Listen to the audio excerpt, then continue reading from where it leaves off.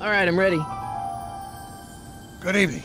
I'm Dr. Emmett Brown. I'm standing on the parking lot at Twin Pines Mall. It's Saturday morning, October 26, 1985, 1:18 a.m. And this is temporal experiment number 1. Come on, Einie. Hey, boy, get in there. That boy. In you go. Get down. Get your seatbelt on. That's it. Whoa. Okay. Please note that Einstein's clock is in precise synchronization with my control watch. Got it? Right, check, Doc. Good. Have a good trip, Einstein. Watch your head.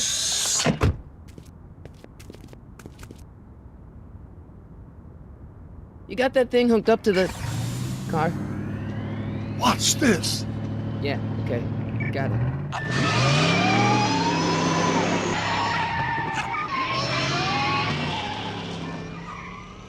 Not me. The car. The car.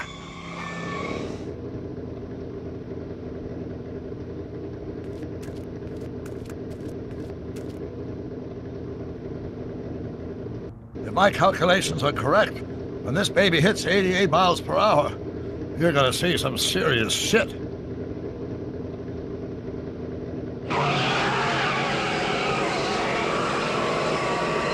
Watch this, watch this.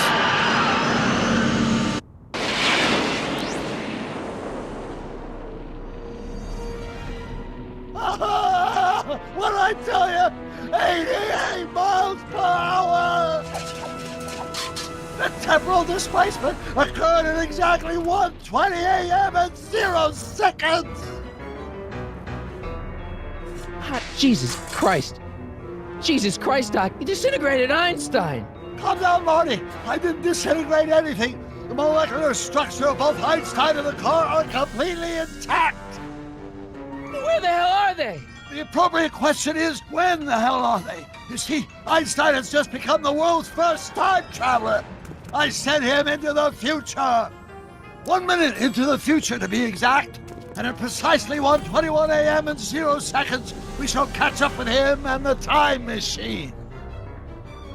Wait a minute, Doc.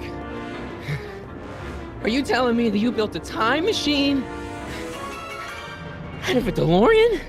The way I see it, if you're going to build a time machine into a car, why not do it with some style? Besides, the stainless steel construction made the flux dispersal. Look out!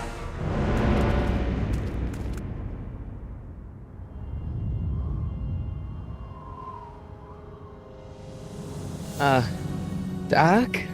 Huh, that's peculiar. Where's the car, Doc? It should have caught up with us 27 seconds ago. Doc, what happened to Einstein? No need for concern. It's probably just a minor miscalibration of the time circuits. Marty, could you get my notebook? It should be in the toolbox.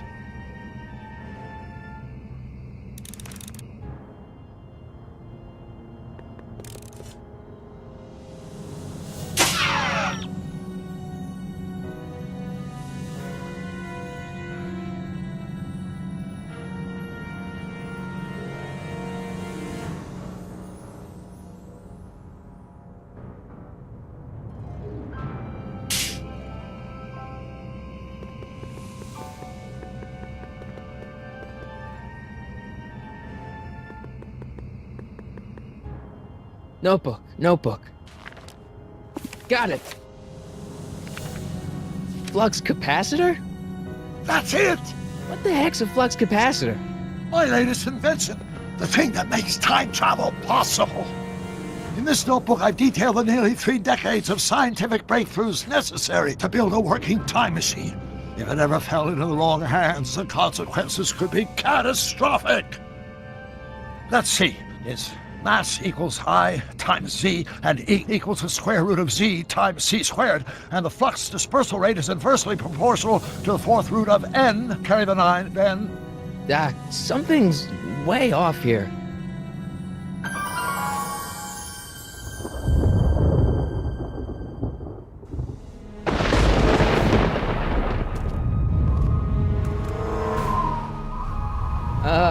Doc?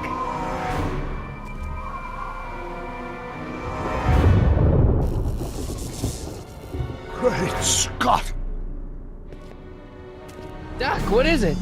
I've made a horrible mistake.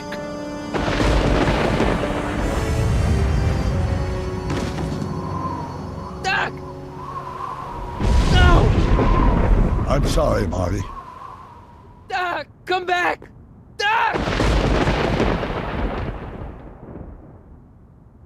Doc!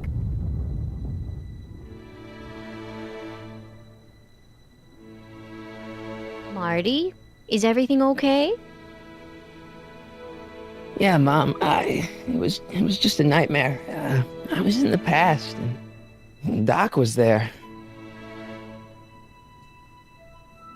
Well, you're safe and sound now, back in good old 1986. But you'd better get up. Your father's waiting for you. Huh? Weren't you going to meet him over at Doc's? Holy crap, I'm late!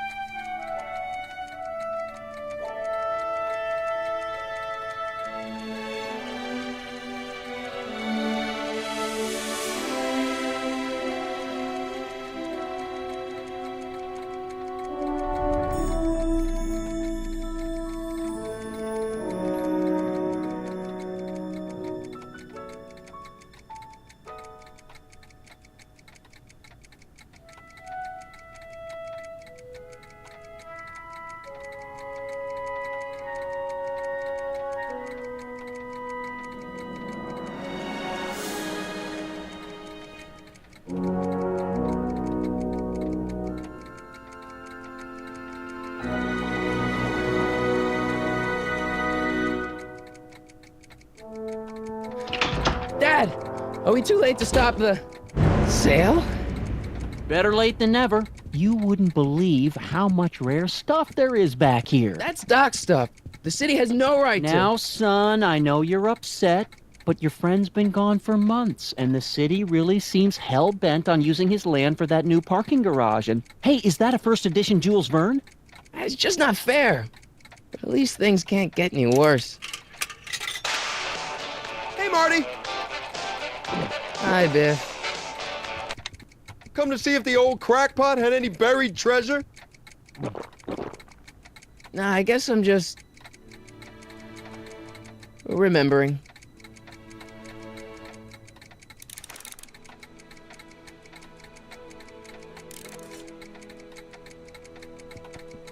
I better stick around. Doc might have left something important behind, and he wouldn't want it to end up at Biff's place.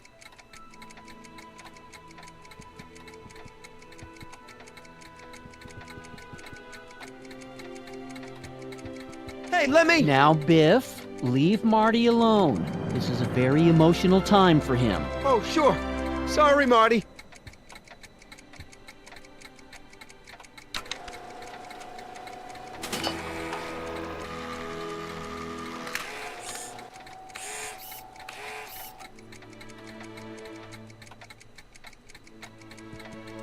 I wonder why Doc didn't take any of these with him.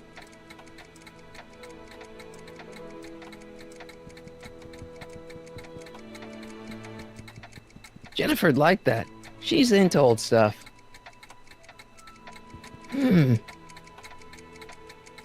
Cool. Jennifer'd like that.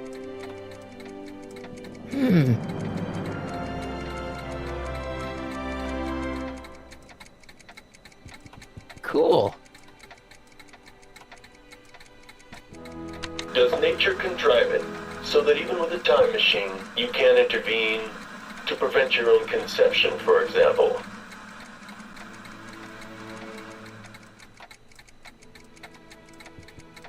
Does nature conception...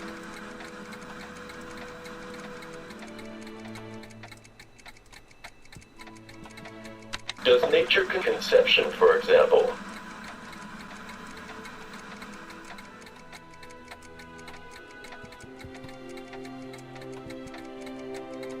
Does nature conceive...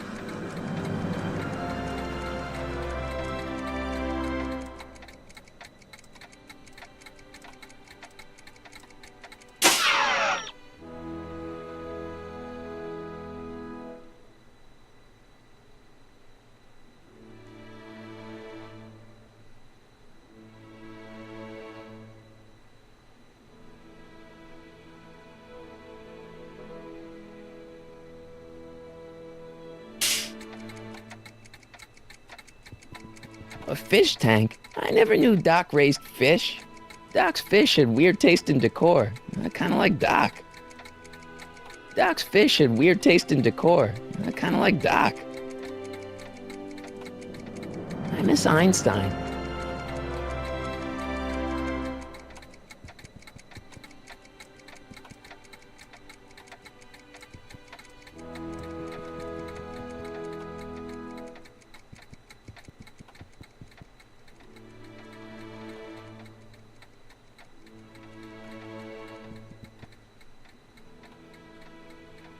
It took me forever to repair this thing after I blew it out last time, and now some jerk's gonna pick it up for pennies. It took me forever, pennies.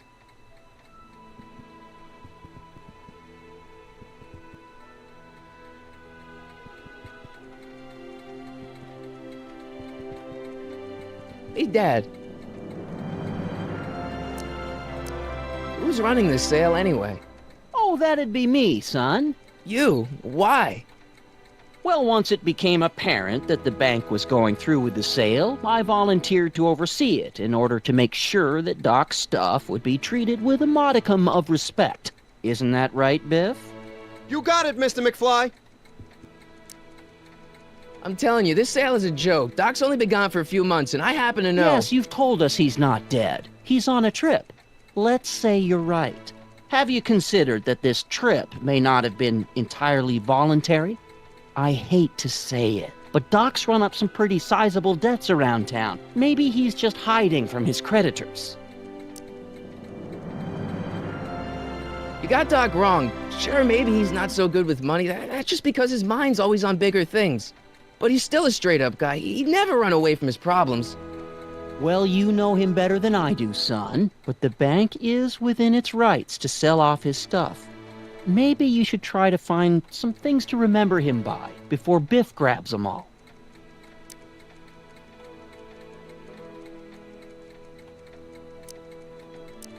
What's Biff doing here? He wasn't a friend of Doc's. It's a public sale, Marty. Everyone's allowed. Even Biff. About Biff, Dad, I know you're trying to help. He talks a big game, son, but he's not so tough. I've been dealing with him a long time. Believe me, I can handle him. So can I. I guess you can. Okay, son, I'll stay out of your way, but you know where to find me. Do you think dreams can predict the future? Well, you know I don't go in for that mystical stuff, but I do think they can reflect how you're feeling about the future. What did you dream? Oh, just weird stuff about Doc. Well, that's understandable, don't you think? I guess, but I feel like it was telling me something. I'll keep looking around. Thanks, Dad.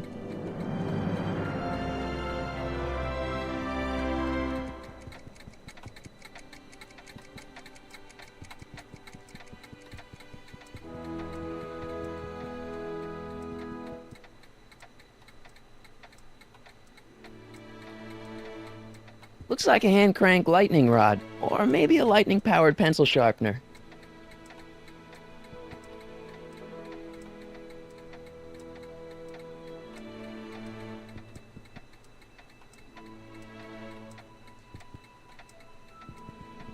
Doc must have whipped up some crazy compounds in that cauldron.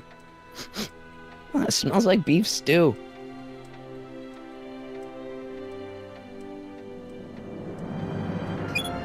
Hope that wasn't poison gas or anything. I'll probably never know what this is for. Feels like that was a lifetime ago. Actually, I guess it was. Feels like that was a lifetime ago. Wait, I got one!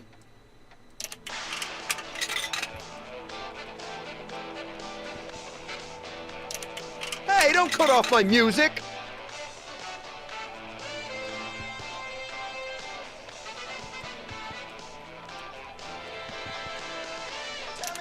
Hey, don't cut off...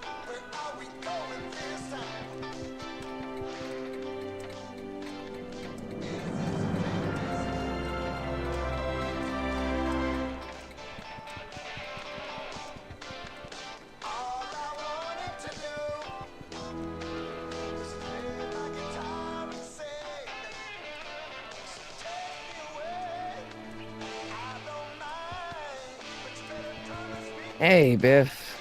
Oh, hi, Marty. What are you doing here? Well, I was as bummed as anybody to hear that the old nutcase had kicked it. He's not. But I'm not above picking through the remains. You know what they say. Don't look a gift horse in the butt. Doc's not dead, you know. He's still around. Oh, really? Do you see him around here? I'm looking for something, in particular. Yeah? Something valuable?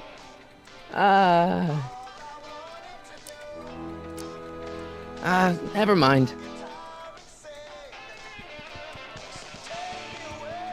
Doc built this model at downtown Hill Valley way back in 1955.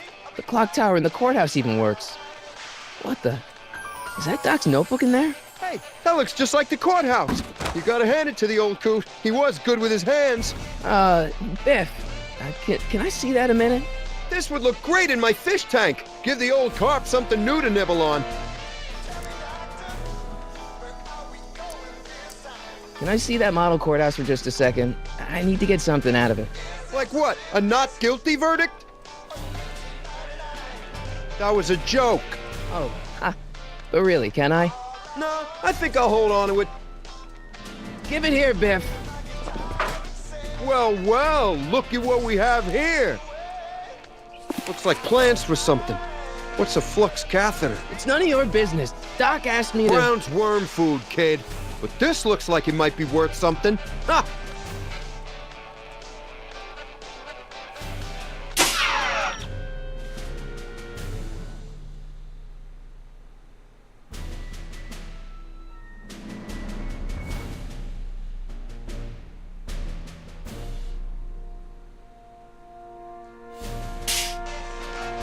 Seems kind of empty without the courthouse.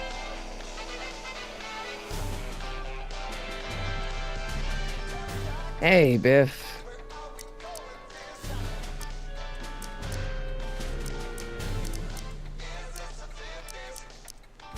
That notebook wouldn't mean anything to you. You wouldn't even understand what's in it.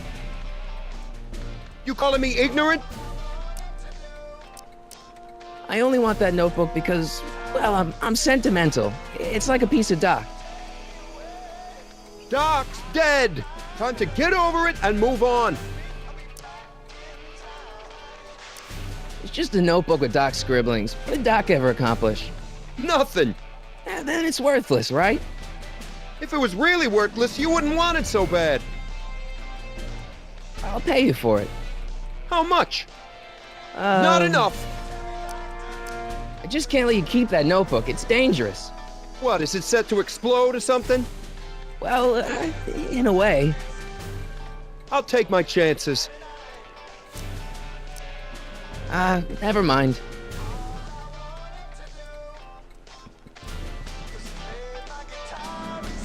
Hey, don't cut off my music!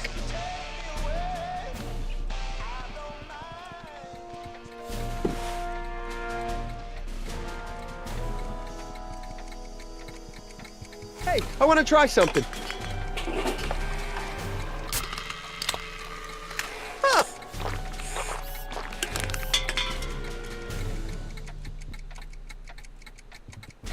Let's try that again. Stupid thing must be defective, just like everything the old fart ever built. Let's try that again.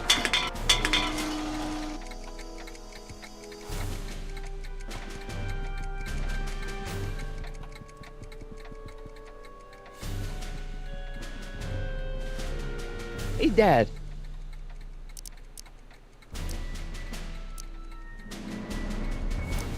That notebook is Doc's legacy. I've got an obligation to protect it. Now, hold on a minute. Didn't you just get done telling me Doc's still around? Off traveling somewhere? Yeah? Then how is it your obligation to protect his legacy? You can't have it both ways, Marty. If Doc's alive, he can protect his own legacy. Problem? Biff? He's got this thing, see, and I really need to get it back. If he stole something from you... No, it's one of Doc's notebooks. He found it first, but... Oh, Well, then I'm not sure what to tell you. I guess you'll just have to appeal to his better angels or something. Or something. I'll keep looking around. Thanks, Dad. Hey, Dad. No luck with Biff?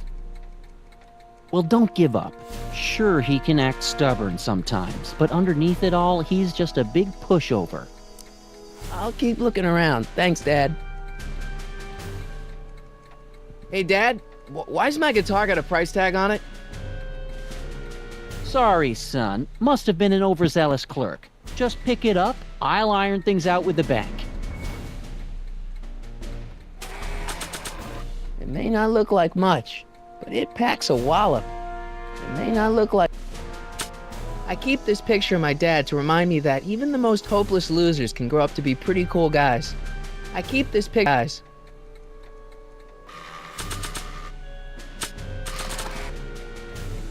Nah.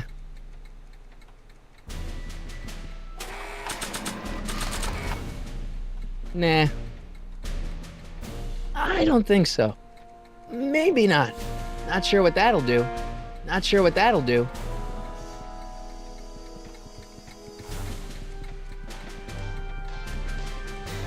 Not sure what that'll do.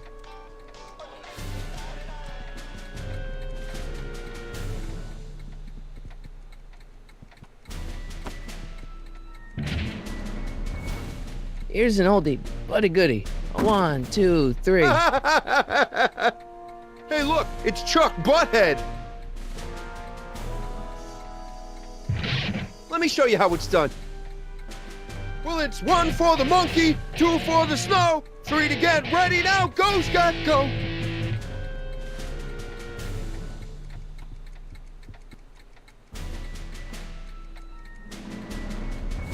And now, something your kids are really gonna like. Thanks for warming them up for me, Butthead. Well, it's 1 for the monkey, 2 for the snow, 3 to get ready now. Go, Scott, go.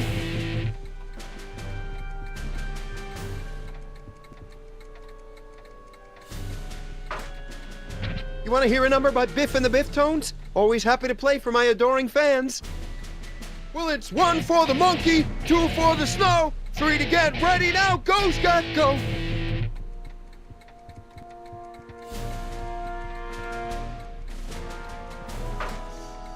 You want to hear a number?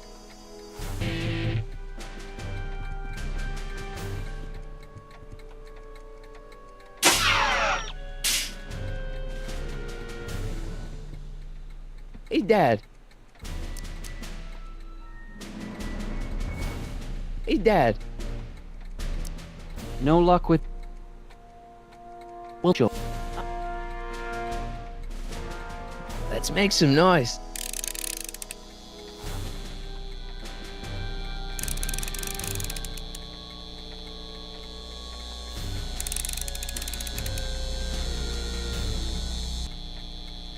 I better not crank it up anymore.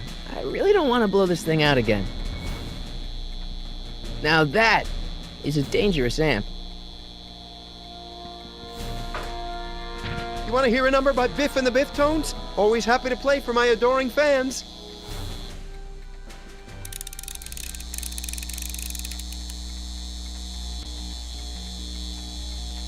Now watch me blow the lid off this joint. Whatever you say.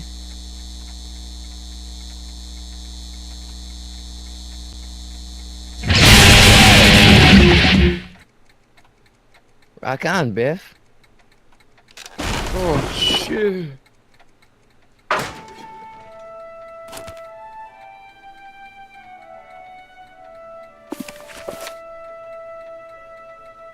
Doc, where are you?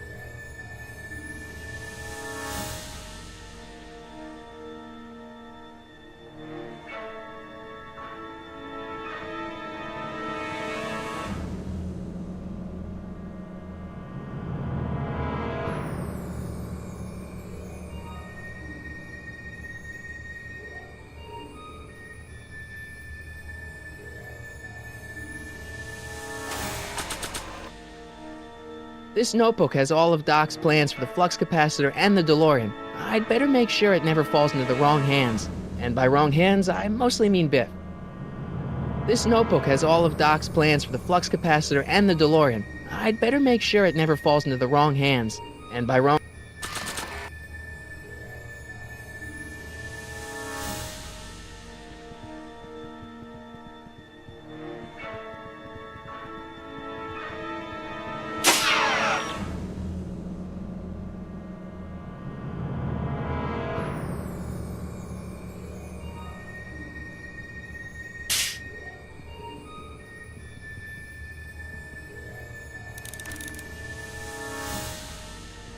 Doc?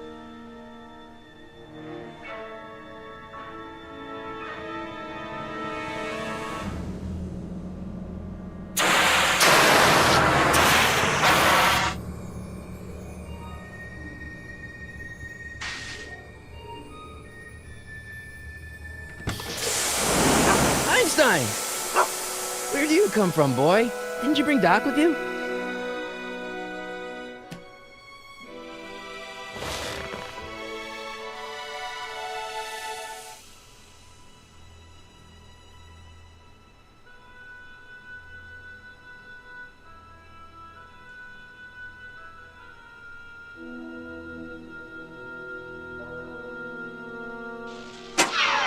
Looks like the time circuits still work.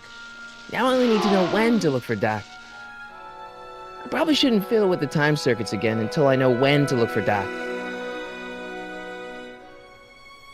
I can use those to enter a date into the time circuits. I can use those to enter... Okay, Doc, I know I haven't seen you in a few months, but I'm pretty sure this isn't your shoe.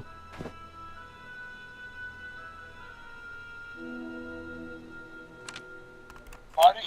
Ah! Marty, if you're hearing this recording, then the DeLorean's automatic retrieval feature is a resounding success. Automatic retrieval? In case of my failure to return to the DeLorean within an allotted time, I programmed the time machine to jump to these four-dimensional coordinates without me. As you are well aware, time travel is an inherently risky activity, and despite my elaborate precautions, there's always a possibility that I could land in trouble sometime. And that sometime is now, or then, or maybe later. He's in trouble. Marty, you come to my rescue in the past, or was it the future? Anyway, I'm relying on you to do it again. Please take the DeLorean back, or forward, to whatever it is. I'm stuck in time. When you get there, I'm sure you'll figure out what to do. That's it? Aren't you gonna tell me when that is? Just go to the date specified on the time circuit readout under the heading marked Last Time Departed. Good luck. Right. Last time departed. Oh, jeez. Come on. Crap! Oh, great. How am I supposed to find him now? I probably shouldn't fiddle with it. I can use those to... Once I know when to look for Doc. I can use those to enter a date into the time circuits. Once I know when to look for Doc.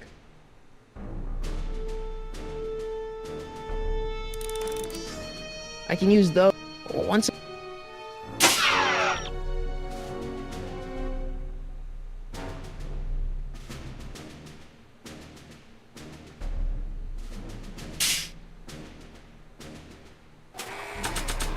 Marty? Ah!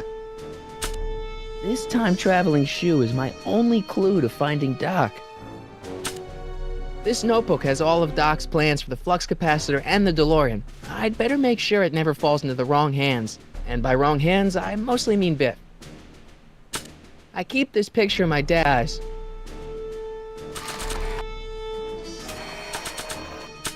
This time-traveling shoe is my only clue to finding Doc.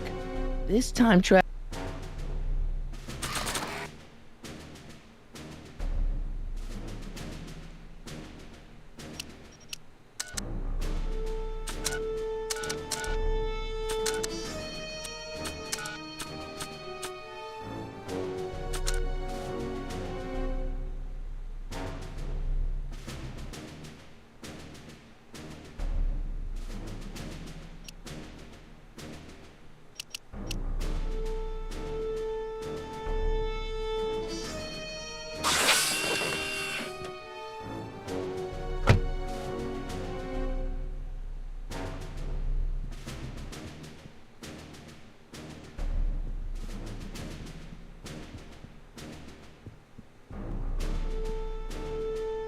What kind of trouble is Doc in, Einie? What kind of trouble is Doc?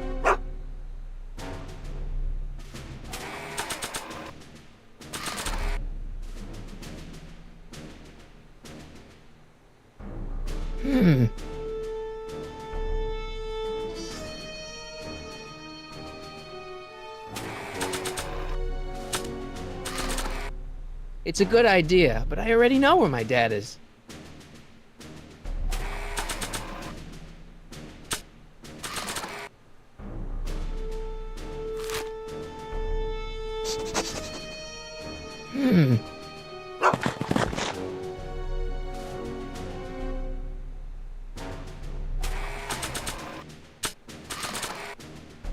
What do you know about this shoe, Einie? Great Scott! I think he's onto something.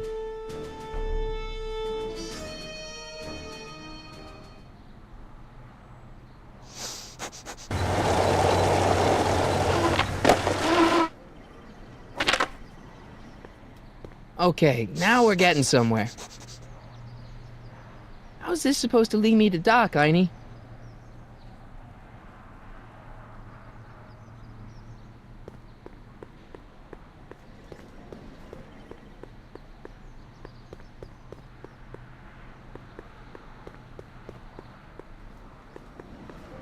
Starbase 0. I hope Jimmy's fixed the Wild Gunman machine. Starbase 0. I hope...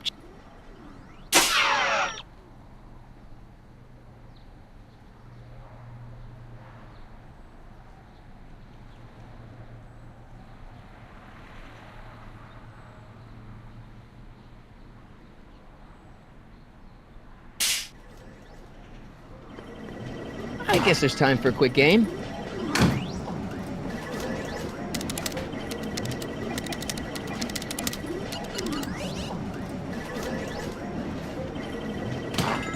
Okay, now I'm ready.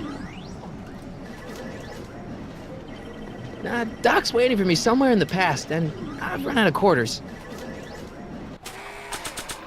Ah! This time traveling. This notebook has all of never falls into the... And by wrong hands...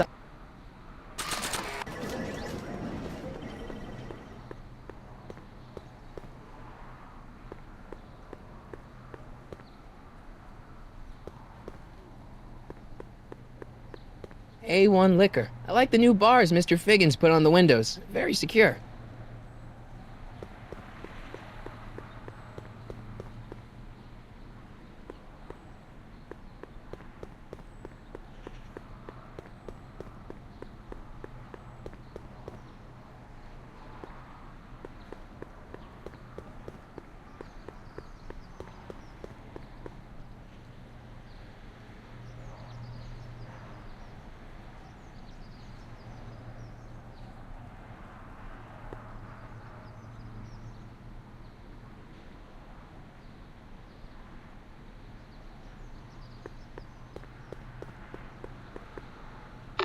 I see you sneaking into that liquor store, young man!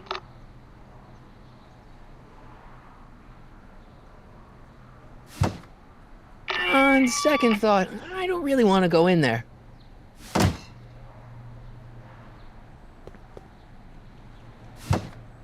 On...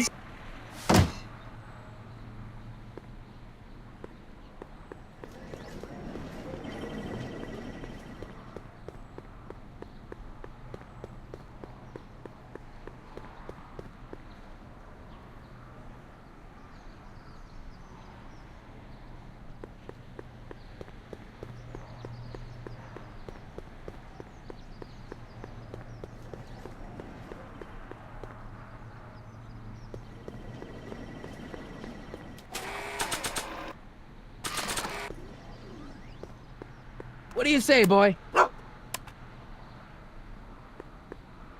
What kind of trouble is Doc in, Einie?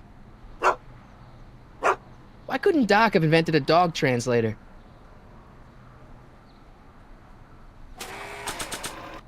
Ah!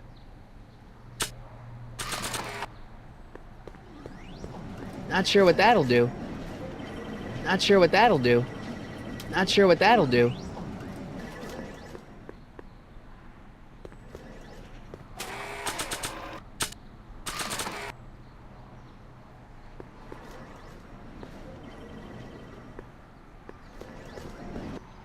What kind of trouble is...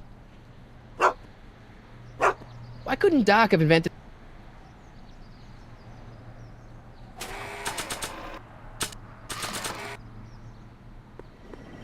It's a good...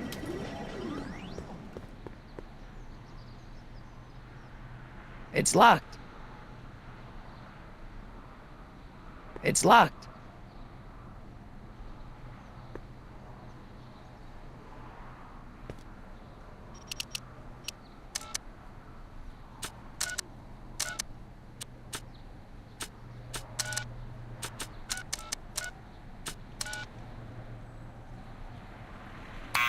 Step away from the door. Ah! Now, let me get a look at you. Einstein, come on! Just as I suspected. Hooligans! Get along now! Scat!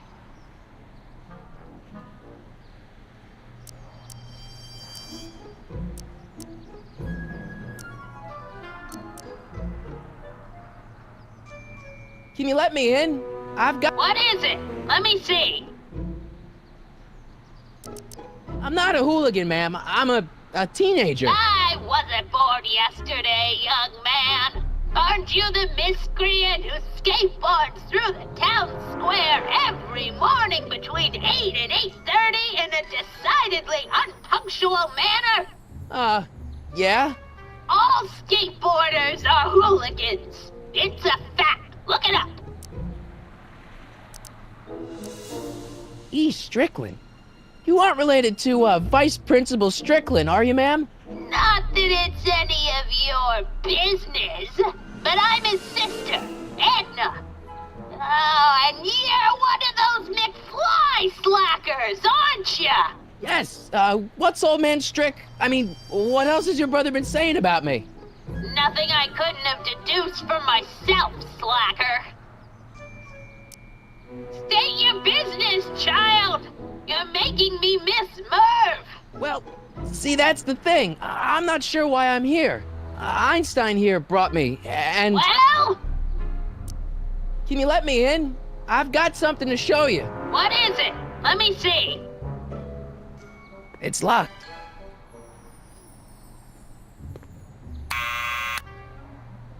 Stop pressing my button.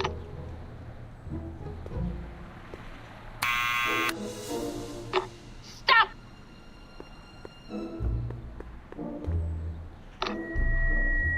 On second thought, I don't really want to go in there.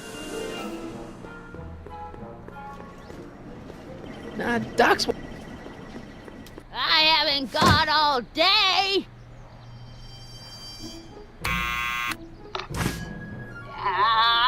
You're trying my patience, young man. Can you let me in? I've got something to show you. What is it? Let me see.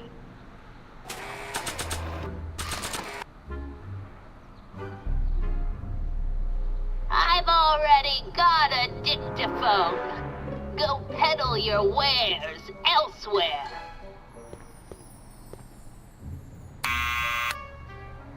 What now?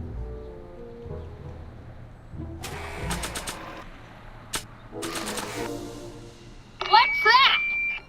It's, private. Yeah, well, so am I!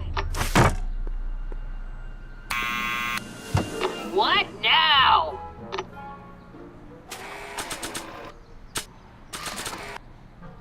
I don't think that picture's gonna do anything but confuse people.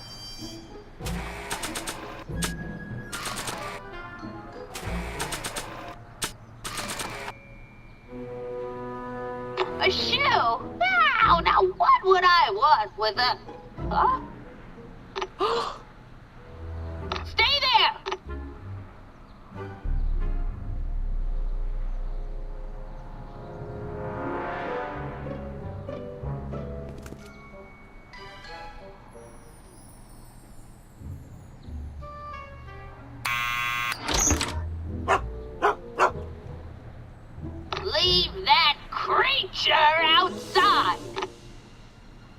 Sorry, Einstein.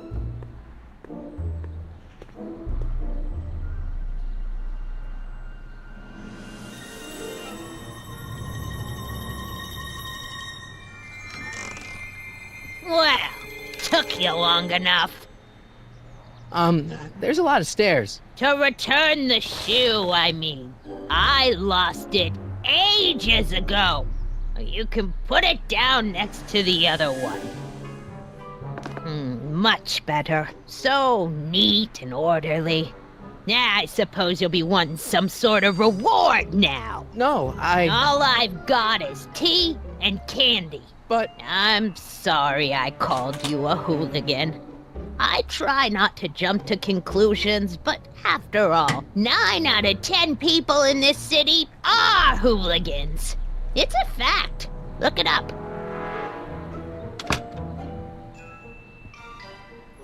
Have a seat, Sonny.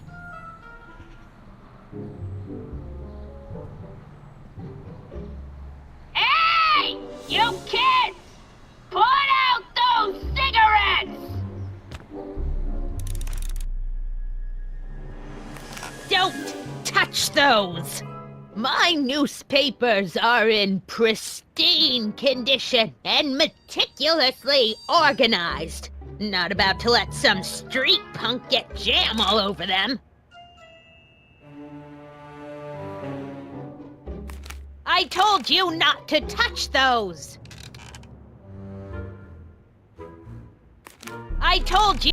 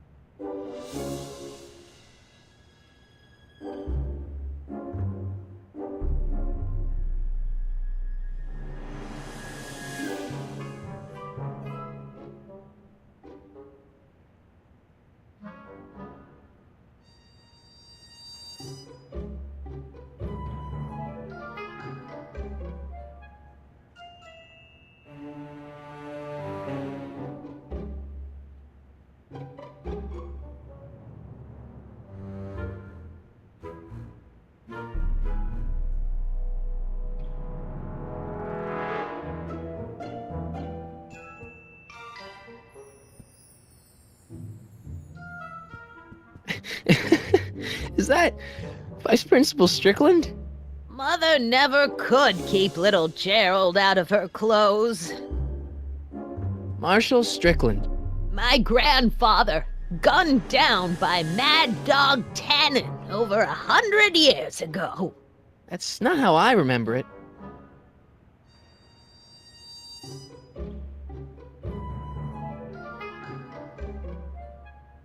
Jeez, they all look like they've got sticks up there.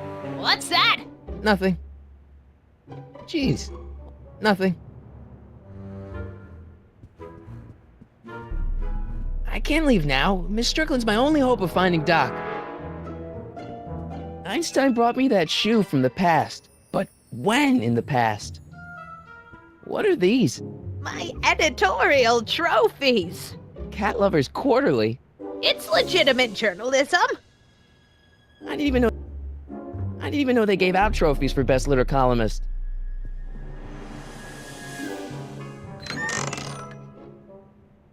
Miss Strickland, about your tea.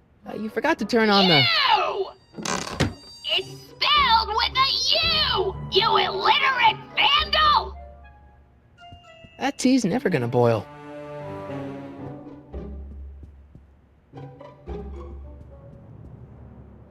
The candy looks older than I am.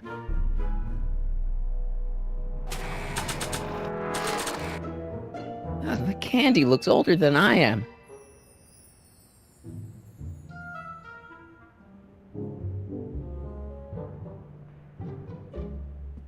Man, she keeps it hot in here. That's the kettle. I'll be right back with some tea. And don't touch anything.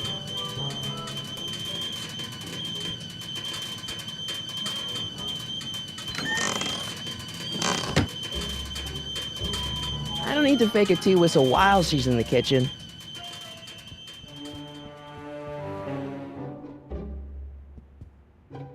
The polite guest stays out of the host's kitchen, Mr. McFly. The polite...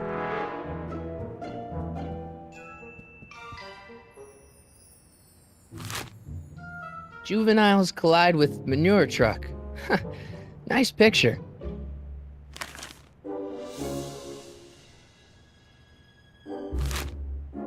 Brown Mansion destroyed. 1962. No, that's not where Doc's stranded. I don't even know where to start looking for clues in these stacks. Wish I could narrow it down to a year at least. I don't need to fake it. Yeah, that's peculiar. The water still hasn't come to a boil.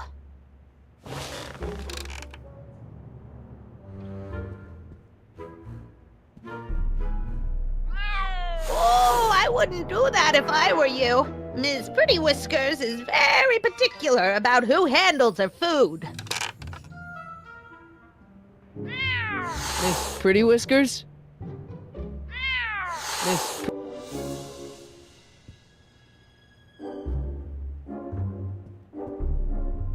Miss Strickland? Jack! Diane! I know what you're doing behind that tree! Yes? Do you remember when you lost your shoe? Shoe? That shoe over there. Oh, that shoe! Huh. Aye, what a nosy Nelly! No one likes a busybody, you know. But... Oh, fine, let me think about it.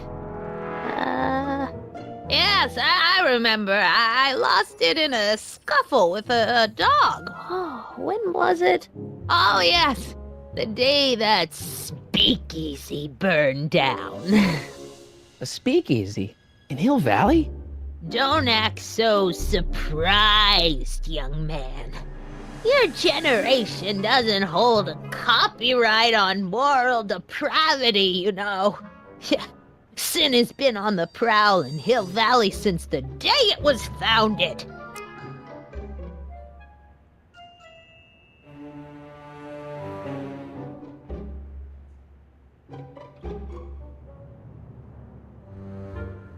Wow, a speakeasy. That must have been wild. Is it true they used to drink gin out of slippers like my grandma said? Don't romanticize the past, young man. Prohibition was a time when gangsters ruled the town while honest citizens quaked in their beds. So where was it? That speakeasy that burned down, I mean. That was ages ago. If you're looking for bootleg hooch... No, I'm just curious, that's all. I'm a student of history. Student of history, my Aunt Fanny. Yeah, your generation of hooligans and slackers could give two ripe figs about history. Miss Strickland? Oh, video store! Huh? The speakeasy used to be hidden in plain sight down there in the town square. Right where that disgusting videotape rental store squats today. So the video store building must have gone up after the speakeasy burned down. The following year, as I recall.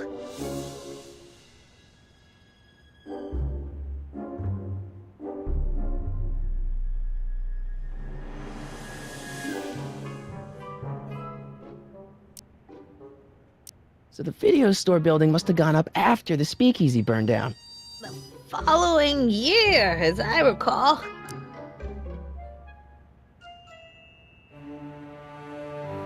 What's with all these newspapers? This is my personal archive. I've got every issue of the Hill Valley Telegraph ever published. Get out! Every single issue?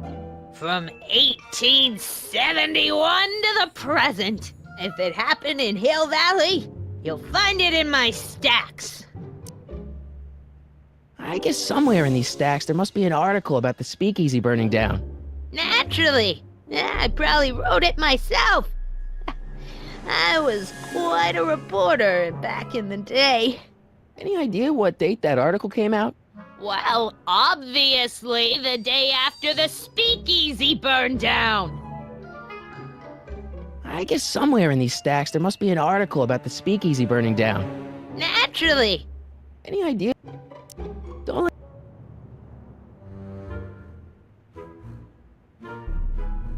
Excuse... Doing some stargazing? No, I set my sights on the lower things. Is that? Lieutenant! Get away from that hubcap before I call your... Don't let me keep you from your business.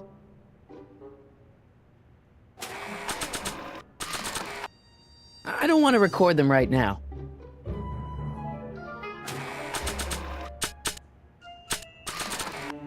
I think I'd better save this for Doc. Mind if I take a look? Go ahead, dear.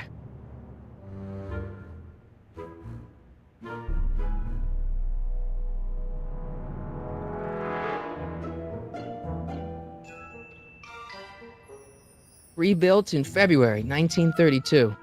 So the fire must have happened before then. But when? I need a date! Don't look at me. I'm far too old for you. Rebuilt in February 1932. So the fire must have happened before then. But when? I need a date!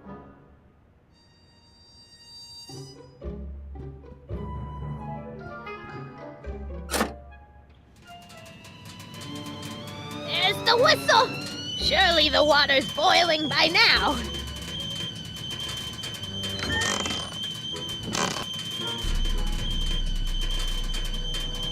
Hey, mind if I use your binoculars for a sec? Go ahead, dear. Rebuilt in February 1932. So the fire must have happened before then. But when? I need a date!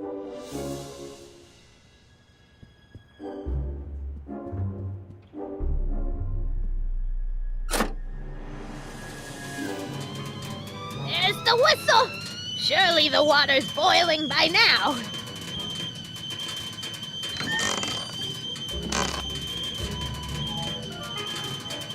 Let's see. Ground broken on site of former speakeasy, singer vanishes, Hill Valley Expo delights crowd, soup kitchen exposed. Here we go. Speakeasy arsonist slain.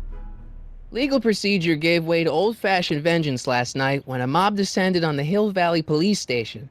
The suspect in the speakeasy arson case, a drifter known as Carl Sagan, was pulled from his... Carl Sagan? It's Doc! Killed by a mob. What's the date? June 14th, 1931. Jeez, I gotta rescue him. My newspapers! Sorry, Miss Strickland. Let me... No! You've gotten my history out of order! Oh, do you know how long it'll take to fix what you've done? Oh, get out! Get out! Get out! Help! Police! I'm being attacked by hooligans!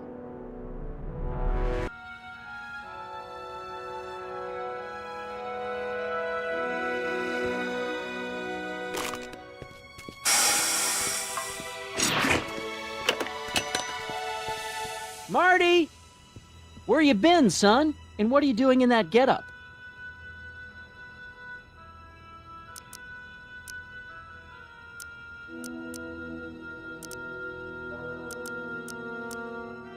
Didn't I tell you? I got the lead in the school play. We're doing... Grapes of Wrath? Right. Oh, Steinbeck! Who are you playing? Never mind, you don't have to explain. I'm sure whatever it is you're up to, you know what you're doing, right? I hope so. Hey, sometimes you gotta go out on a limb for the ones you love, right? Wish my dad had understood that. You won't stay away too long. You'll barely know I was gone.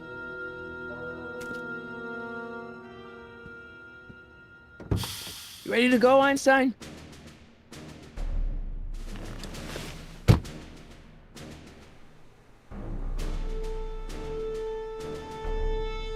I can't leave the DeLorean now. Doc's waiting for me in 1931. Time circuits on. Flux capacitor Fluxy. The time circuits are already on.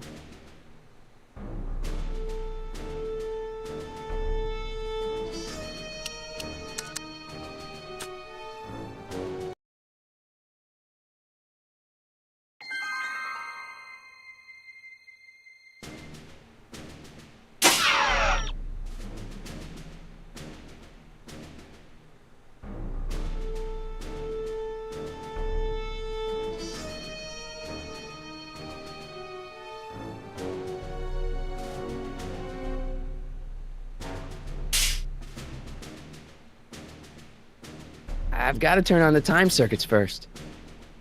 Time circuits, on. Flux capacitor, Fluxy. Okay, if Doc's gonna get killed on June 14th, 1931, I'll just show up the day before and get him out. I hope you know what you're doing, Doc.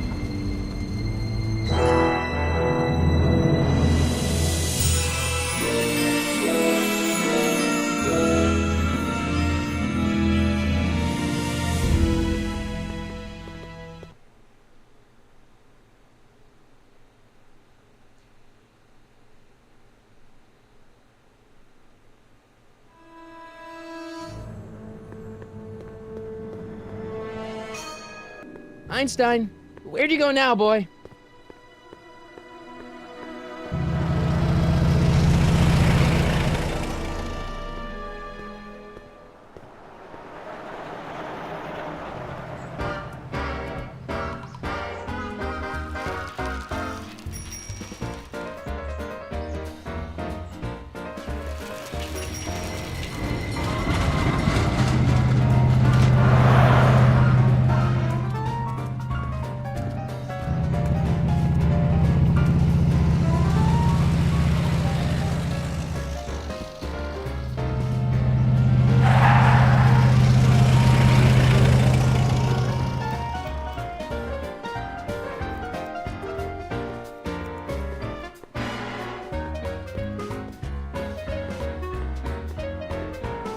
Young man! Excuse me, young man! Who, me? You're the only man in the street, and I'm looking for a man-in-the-street reaction. Naturally, you know about the explosion that destroyed this illegal gin establishment. I read about it, yeah. What's your opinion of Carl Sagan, the stranger who single-handedly did what the law has been unable to do for 10 long years, namely, rid Hill Valley of the scourge of liquor?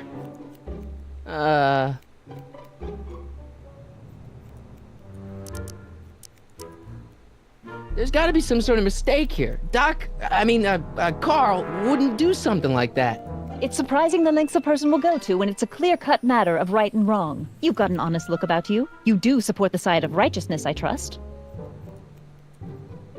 You can mark me down as a supporter, the young man said, flashing a boyish yet virile grin. Hill Valley needs more upstanding youths like yourself. Do you have a message for the vicious gangsters who still roam these streets, no doubt plotting to corrupt our citizens with another den of booze, sin, and debauchery? Yeah, tell them, go ahead, make my day. Make your day what? Never mind. I'll play around with it and see if I can come up with something better. Mr. May I get your name? Yeah, it's Sonny Crockett. Thank you for sharing your candid opinions, Mr. Crockett. Edna Strickland, Hill Valley Herald.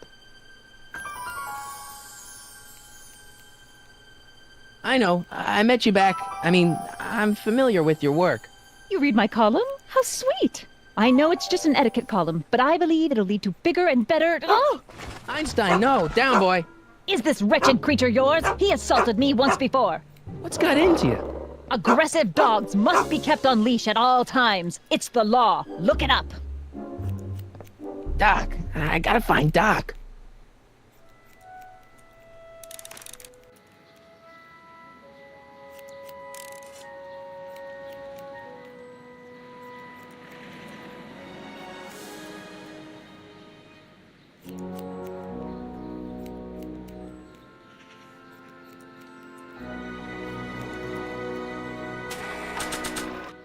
If this newspaper's right, I should be able to find Doc in jail. But where was the jail in 1931?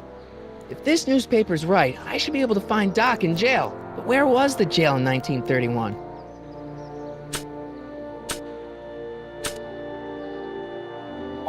Ah! This notebook never falls.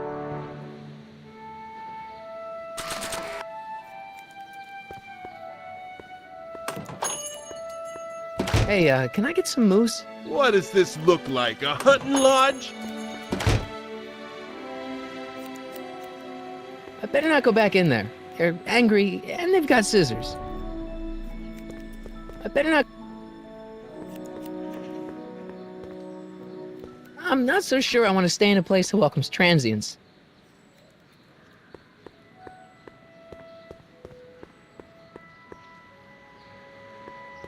Wow, looks like they used a real shark.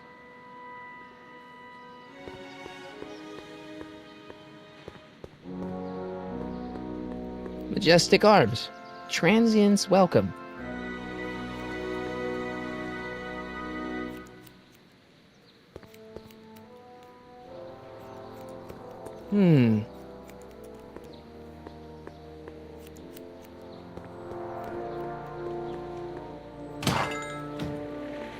You gonna buy anything? No. Then get out, Bob. I don't need anything in there, and I don't have any money. I guess this is where the speakeasy burned down. How'd Doc ever get mixed up in that? I wonder who really burned down the speakeasy.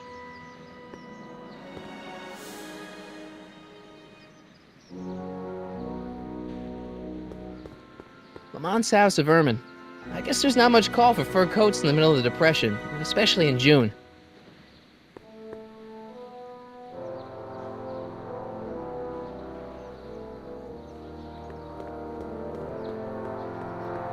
Hill Valley Stationers.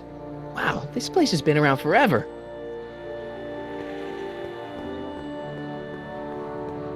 Gale, Zemeckis, and Fine. Attorneys at law. No solicitors. Hello? No solicitors!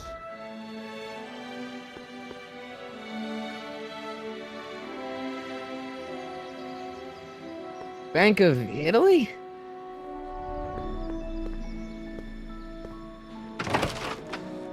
How can I help you, sir? Without any money, I don't really have any business in there. Without any money, I don't really have any business in there.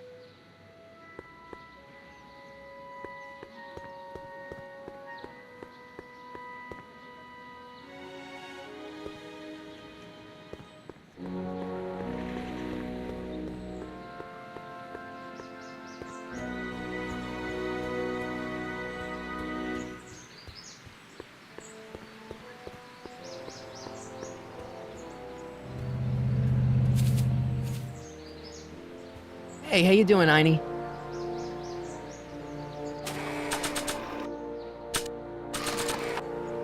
I don't want to record them right now. It's a good idea, but and when?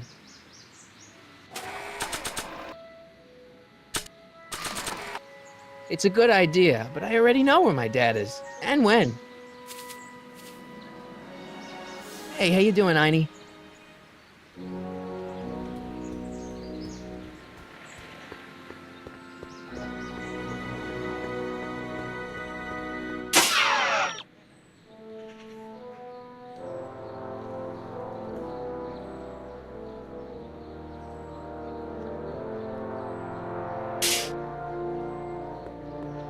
According to the newspaper, Doc's not in the courthouse. He's in jail.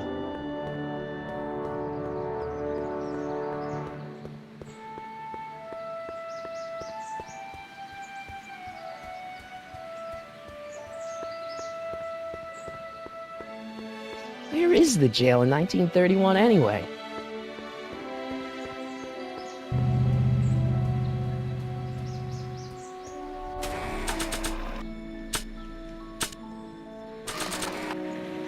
Hey, honey, come here for a sec, boy.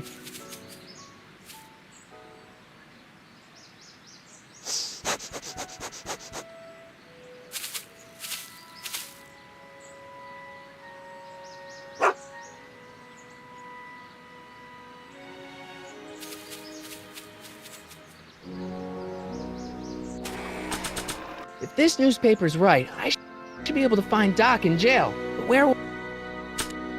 This notebook has never...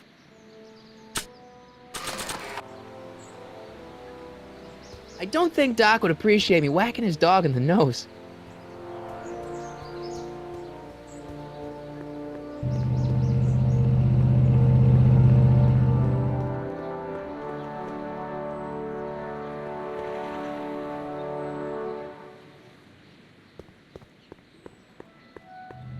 Sisters of Mercy Soup Kitchen. Come for the soup, stay for the salvation.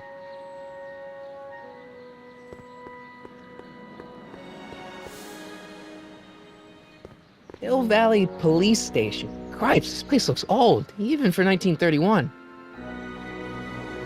Hill Valley...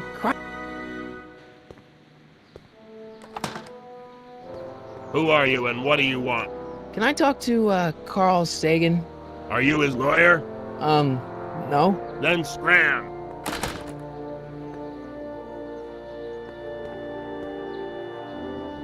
I think I'll just talk to Doc from out here. Doc! Marty! Doc! What are you doing here?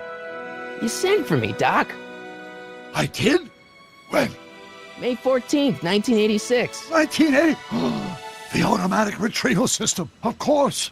I'd almost forgotten about that. So what's our plan for getting you out of here? Plan? We don't need a plan. We don't. Not in the slightest. The police picked me up for that speakeasy fire a couple of weeks ago, but the DA hasn't got a case. They're releasing me tomorrow morning. So basically, I traveled 50 years into the past to deliver your car? Sorry about that, but it's so wonderful to see you. We have a lot of catching up to do. Yeah, you might want to hold off on that, Doc. Great Scott! I'm going to be gunned down by gangsters on the steps of the courthouse. Why would they do that? Guess they didn't approve of my burning down their speakeasy. Very funny, Doc. Maybe now we should come up with a plan? A plan? Right. But what?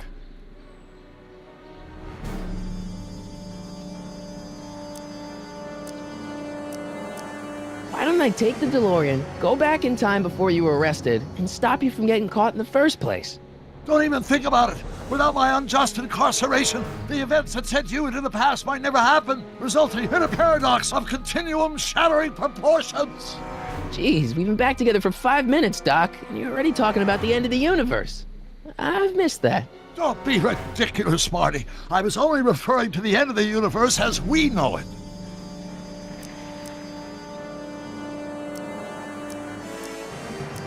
Why don't we tell the authorities? Tell them what? That my friend from the future has proof that I'll be murdered tomorrow? They'd ship us both off to the loony bin. And trust me, you don't want to see the inside of a 1931 insane asylum. Why don't we try to tough it out? Now that we know what's coming, maybe we sneak it past the gangsters with a bulletproof vest or something. That might work with 1 or 2 bullets, but from the looks of this article, it appears that I'm going to be mowed down in a hail of Tommy gun fire that rendered the innocent stranger little more than a puffy mass of bones and gristle. Who writes like that? According to the byline, one Edna Strickland. I should have guessed.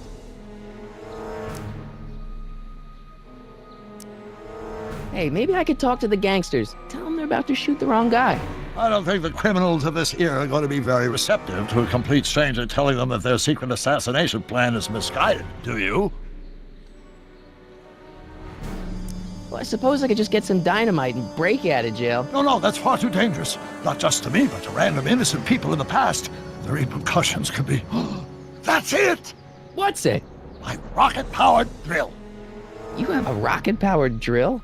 Not yet. I haven't built it yet. You've lost me, Doc. Listen, a few months ago, my 17-year-old self sent in a patent application for a rocket-powered drill. I abandoned the project after I never heard back from the patent office, but the prototype should be nearly complete. Great, I'll just run back to your lab and... No, I said nearly complete. You'll need me to help you finish it. How the hell am I supposed to sneak a half-finished rocket-powered drill into your cell? Not me. 1931 me. Wait a minute, Doc. You want me to convince your 1931 self to build a rocket-powered drill to break you out of jail? Precisely.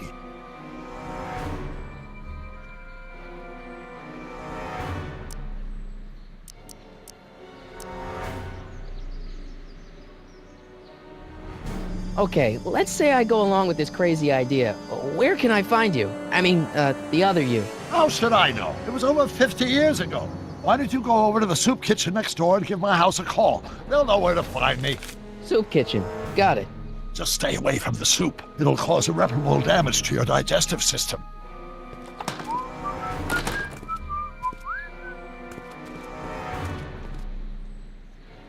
I guess I better get started. Don't worry, Doc. I'll get you out of here in no time. I'm not worried. Once you and my younger self put your heads together, you'll be unstoppable. Brown Estate, Klondike 51038. Now, where's that soup kitchen? This notebook has all of Doc ever... After all the trouble I went through getting this thing, there's no way I'm letting it out of my sight. Not sure what that'll do. Psst, Doc! Marty, have you found my younger self yet?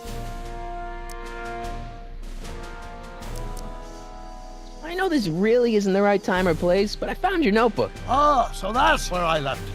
Why'd you bring it here? Because the bank's selling off all your stuff. They can't do that. That's what I keep trying to tell them. Well, you hold on to it for safekeeping. We'll deal with my financial situation in 1986 after we save me from a grisly death in 1931. What do you know about Edna Strickland? Edna? We never really socialized when I was younger. She was a few years older than me, and we traveled in different socioeconomic circles. Why do you ask? She thinks you're a hero for burning down that speakeasy. She's doing a story on you. A story? Oh, yes, now I remember. Ask Edna, the etiquette column that doubled as a pro-temperance soapbox. She believed that the consumption of alcohol would inevitably lead to a complete societal breakdown. Sounds like a fun gal. You should have seen her when the hippies started showing up in the 60s. She just about lost her mind. That would explain a lot. You got any words of wisdom for talking to Edna? Just play along with her. She may seem like a harmless kook, but she's got a journalist's nose for news. How'd you wind up in jail in 1931 anyway? During my trip to the past, I decided to look into one of Hill Valley's unsolved mysteries. The fire at the speakeasy. Exactly. I thought I was safely hidden across the street. But when the fire started, there was a tremendous explosion, and I was knocked unconscious by a stray brick. When I woke up, I was here in jail, charged with arson. That's horrible. I know. Worse yet, I still don't know who started the fire.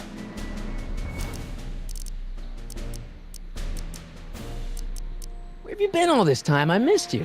I've missed you too, Marty. but I thought it was important to let you live your own life for a while, free from the insanity of time travel. I gotta admit, it was nice to not have my family history blowing up in my face for a few months. Besides, I've been busy raising my own unpredictable teenagers.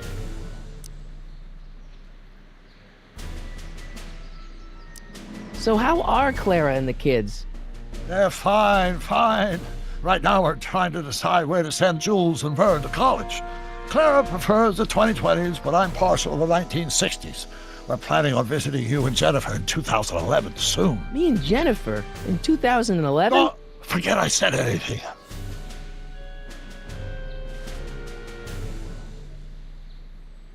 Where'd the DeLorean come from? The last time I saw it had been smashed to pieces by a train. It's a fantastic story. Do you remember when the DeLorean got struck by lightning in 1955? Yeah? Unbeknownst to either of us, the lightning produced a temporal duplicate of the time machine, one that was tossed 70 years into the future. What? I found out about it during a trip to 2025 and recovered it just in time to stop Griff Tannen from vandalizing the time stream. Heavy. So that DeLorean... is for all intents and purposes the exact same machine as the original, plus or minus little bells and whistles I've added over the years, of course. So, what were you doing in 1931 anyway? Oh, nothing terribly exciting. Indulging in a little personal nostalgia, picking up a few rare out-of-print books to surprise Clara on her birthday, solving a historical mystery or two. The usual. The usual? You lead a pretty unusual life, Doc. It's an unusual universe, Marty. I hate to tell you, Doc, but your last time departed display is on the fritz. It is? So how did you find me? I found one of Edna Strickland's shoes in the DeLorean. How did one of her shoes get in the DeLorean? Einstein took it from her. He did? How strange. Einie almost never attacks people. Not without a good reason, anyway. How do you remember this phone number after 50 years? It's a mnemonic for a dirty punchline I learned when I was 12. Now, get to the soup kitchen and find out where I am. Hang in there, Doc. Not the best choice of words, Marty.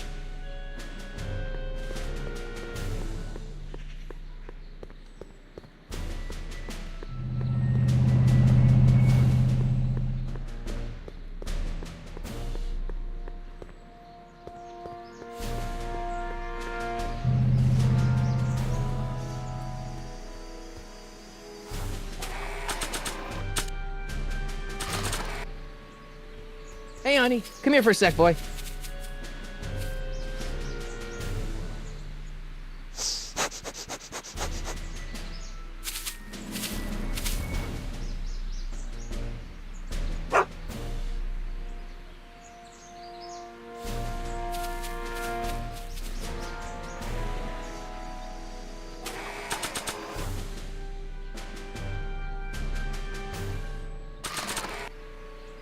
I really don't think they need to know the Brown family phone number.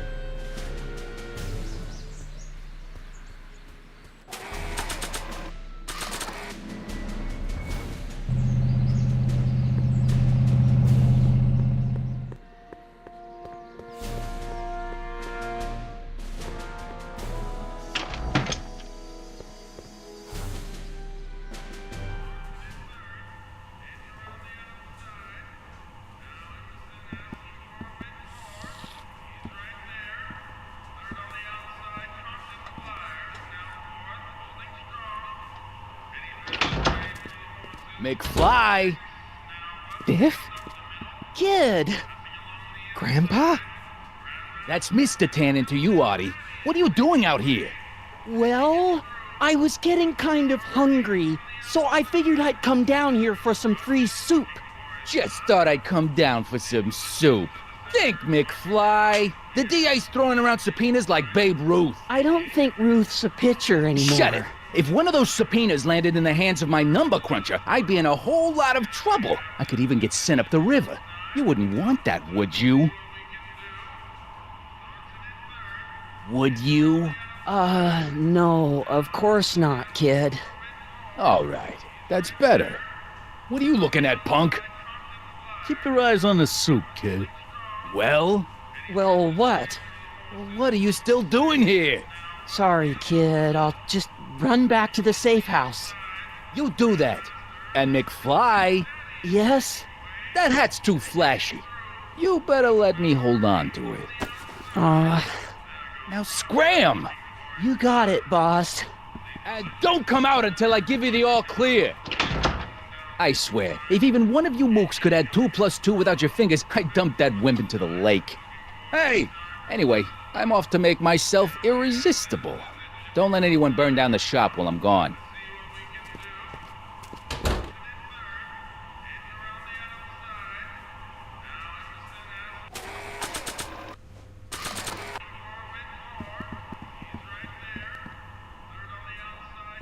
Looks like these pipes go into the basement.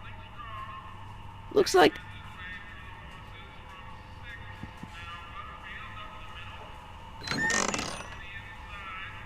The kitchen's for management only, rummy.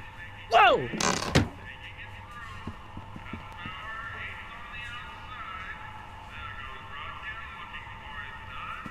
Nice rack. Yeah, we got all kinds of culinary enhancements back there.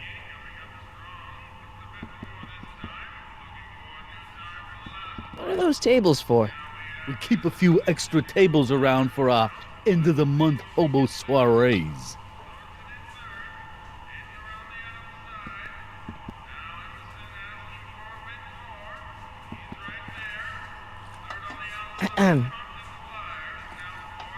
Okay. Hey, never mind. Brown Estate, Klondike 51038.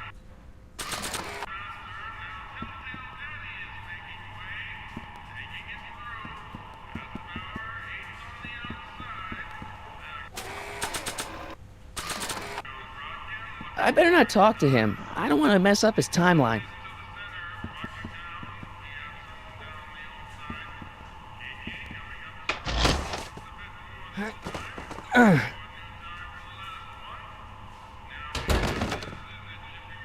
There's no way I'm gonna keep that door open without some help.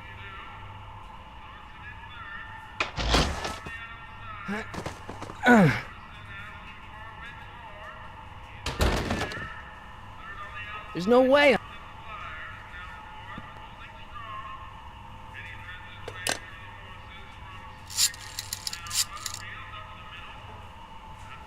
Brown residence? Hi. Do you know where I could find Emmett Brown? Young Master Brown is currently tending to his clerking duties at the courthouse. Who may I say is calling? The courthouse? Doc never told me he worked at the courthouse.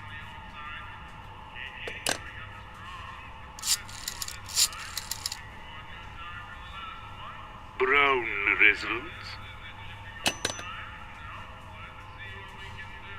For we were born only yesterday and know nothing, and our days on earth are but a shadow. Actually, I won't be born for about 40 years. Those who once ate delicacies are destitute in the street. Cheery.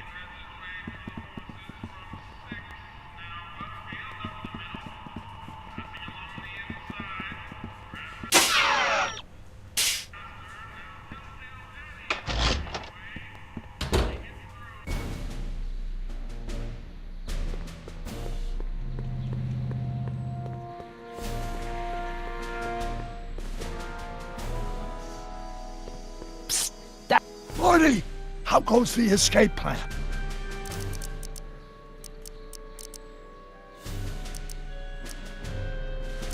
What's the story with this kid Tannen jerk anyway? Biff's father? By this time next year, he'll be pulling down a life sentence in San Quentin. There was even a song about it. Wait, if Biff will be born in 1938, and Kid will be in prison... As I recall, he escaped from prison in 1937 for about 3 hours. That's a busy 3 hours. No kidding.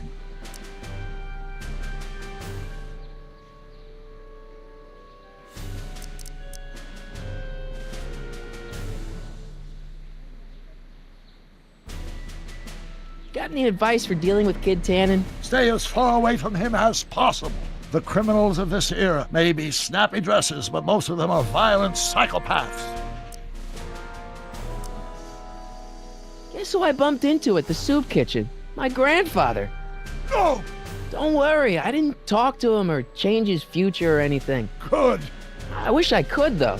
This era's Tannen is treating him like dirt. Don't worry.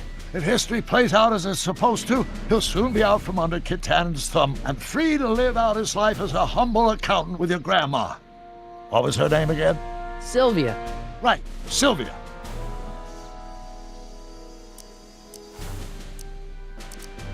So, according to the British guy on the phone, you're working at the courthouse. Of course. In the summer of '31, my father made me work as a junior clerk. That doesn't sound like any fun. I hated every minute of it. My father was, strict. In any event, you should head over to the courthouse right away and introduce yourself to me. What does a law clerk do anyway? Horrible paper shuffling task, but that's unimportant. Get yourself to the courthouse and find me. Hang in there, Doc.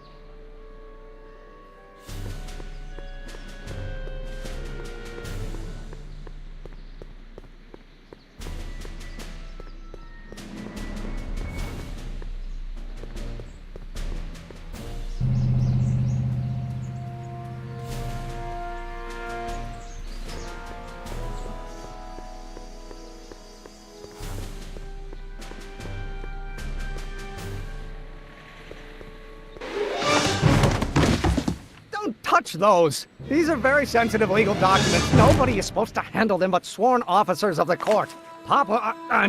Judge Brown says so. Judge Brown? Doc. Nice to meet you.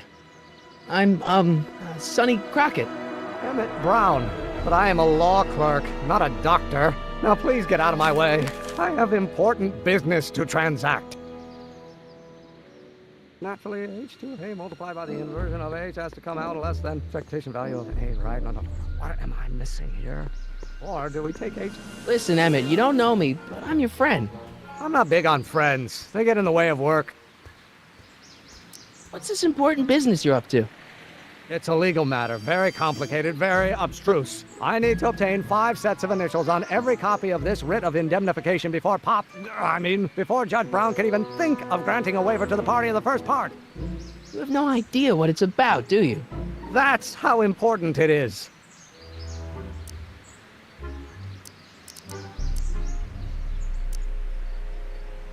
Come on, Doc. Emmett, drop the Legal Eagle Act. I got something more important for you to do. Mr. Crockett, I'll have you know that the law is the very mortar that holds society together, and we in the legal profession are like brick masons building the edifice of the future. Your dad tell you that? Every morning. So, Emmett, what time are you through with work? Depends. On weeknights, Pop sometimes keeps me in the office till 9. 9 at night? But today's Saturday. Right. So I probably won't get off before 10.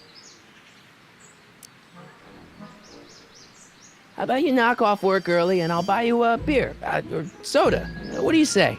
Don't try to tempt me from my duty with sugary beverages. Keeping the wheels of justice turning, that's my one passion in life. Besides, if I left before 8, my pop would kill me. Sounds like you're a little scared of your father. Scared of my father? Pop is the most learned, just, incorruptible judge that Hill Valley has ever seen. The only people scared of Judge Brown are people with a dark secret to hide. And I don't have a dark secret to hide.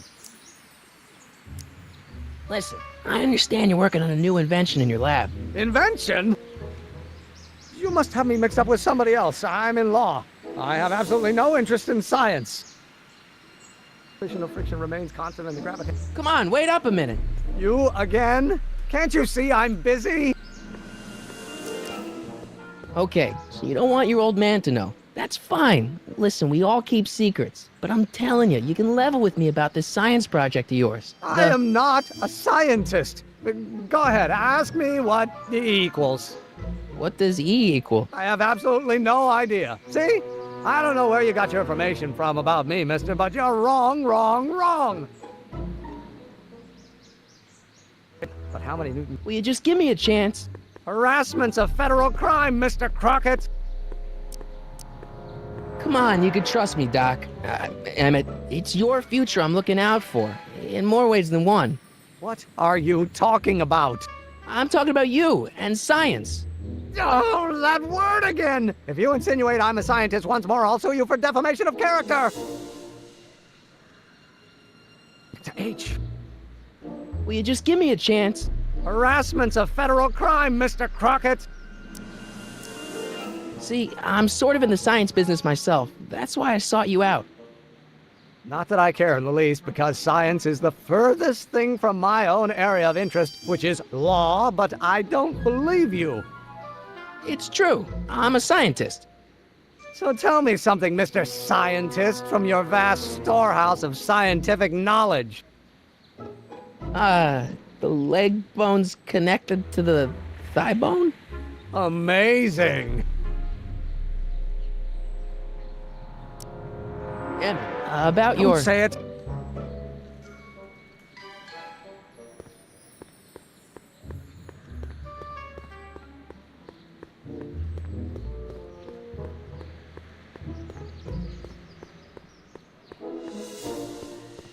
Psst, Doc. Well, I met your younger self. Great. And I gotta say, you're kind of uptight. What? You won't even talk to me. I find that hard to believe. Tell me what happened. Why does your younger self mutter all the time? Muttering? Why would I be muttering? I never mutter unless... The Hill Valley Expo! The Expo? Yes, the Expo! How could I have forgotten? In a few months, the younger me will put on a demonstration at the Hill Valley Exposition, my first public foray into the world of science. Everyone in town will be there, including a number of noted inventors who shaped my career. So, it was a big success? No, it was a miserable failure, but it was a spectacularly miserable failure, one which marked my transition from an amateur garage scientist into a professional seeker of truth. What does this expo have to do with you muttering all the time? When I was younger, I used to relieve stress by working on complex mathematical conundrums. No doubt my younger self is working on some impossible problem in an attempt to work off cerebral steam in the weeks before the exposition. What was I muttering about? I don't know, h to the something with an inverse of something else. I'm not so good at equations. That's too bad. I bet if we could solve my younger self's problem, he'd be more inclined to listen to you. I still can't figure out what your younger self is muttering about. Blast! If only I could hear him myself. You know, your younger self seems really dedicated to the law. It's a facade, I assure you. I had to keep up appearances to appease my father. I tried asking him about your rocket drill, but he says he's not a scientist. What? What? Father. What's he got to do with this? In 1931, I was still deathly afraid of my father discovering the truth about my scientific predilections, so I carefully kept them under wraps, practicing science at odd hours, away from his prying eyes. That sucks. It sucked a lot. Fortunately, I eventually stood up to him, but right now, my younger self probably thinks he's been sent by my father to check up on me.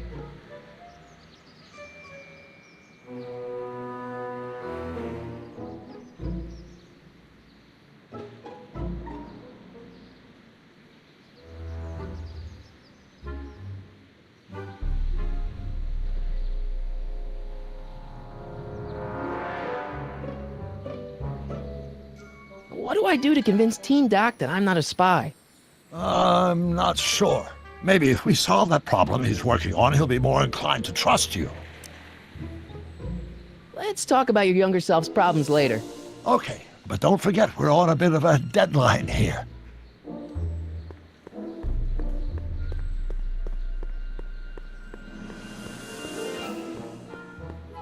Acceleration is reduced by the inverse of... Don't think, Emmett, think. H to the A multiplied by the inverse of A. H to the A multiplied by the inverse of A.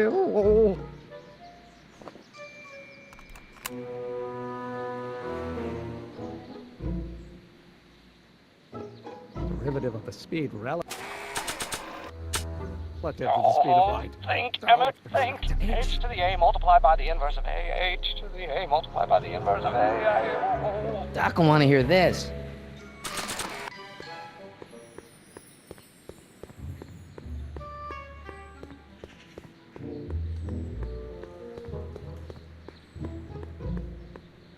Psst, Doc! So, Doc, does this ring a bell? Oh, think, Emmett, think. H to the A multiplied by the inverse of A. H to the A multiplied by the inverse of A. Good grief! Is that me? I sound so young? I was gonna say intense. I forgot how wound up I used to get. Yeah, but what are you muttering about? Oh, that's easy. It's Ivanov's conundrum. Just tell my younger self that H equals the Hamiltonian operator. Won't giving him the answer mess up the time stream? Only if it turns out that reality is actually nothing more than a holographic illusion created by the interplay of subatomic particles on a vast two-dimensional membrane. So... It'll be fine. What was it? The Hamil... God. Hang in there, Doc.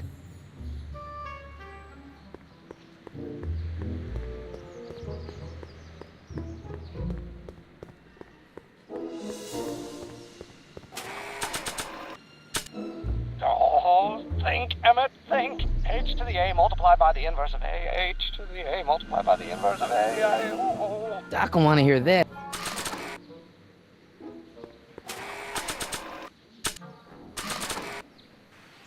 Oh, think, Emmett, think. H to the A multiplied by the inverse of A. H to the A multiplied by the inverse of A.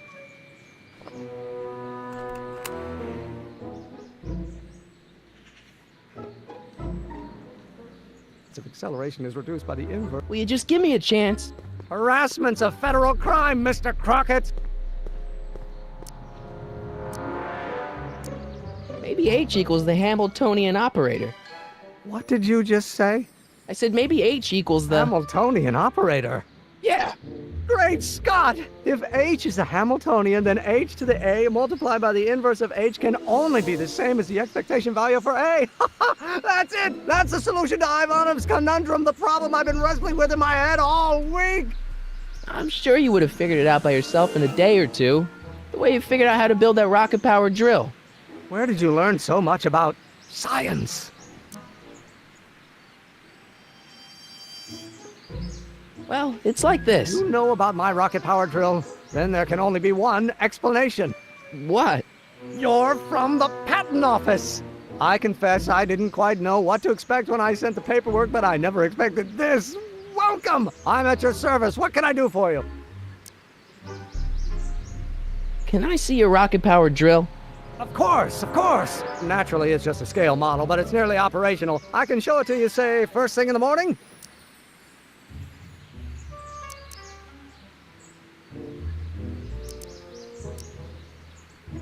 Nah, that's no good. I need to see a full-size model. That's fully operational. Tonight. Otherwise, we'll have to award the patent to a competing inventor, Dr. McCoy. It can't be done! I mean, it might be possible to construct a full-size working model in that time frame, but I haven't got the main ingredient for the fuel. I'll get it for you. What is it? 190 proof grain alcohol. And you know how difficult it is to get a hold of alcohol these days. Especially now that someone's blown up the speakeasy. And besides, there's no way I can get off work until I've delivered the subpoena. Part of the investigation into the business affairs of Kid Tannen. Is it vitally important you see that rocket-powered drill today? Yes. Is it vitally important you deliver that subpoena today? Yes! Listen, I'll help you deliver it, and I'll see to it you get the alcohol you need. It'll help you get that drill finished by tonight. Deal? Deal. Here's the subpoena. I've got to subpoena my grandpa? It's Kid Tannen.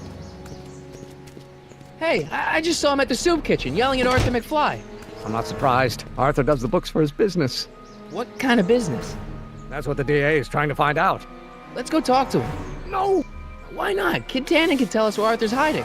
Yeah, well, he can also have us fitted for a Chicago overcoat.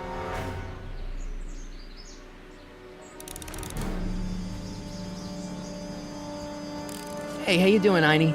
Einie? It's short for Einstein. Einstein, of course, because he was a patent officer just like you.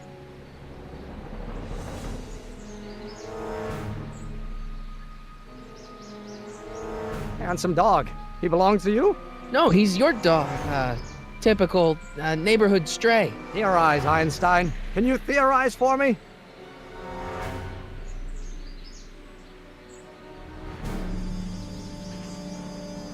Theorize, Einstein. Can you theorize for me? You have to deliver a lot of subpoenas?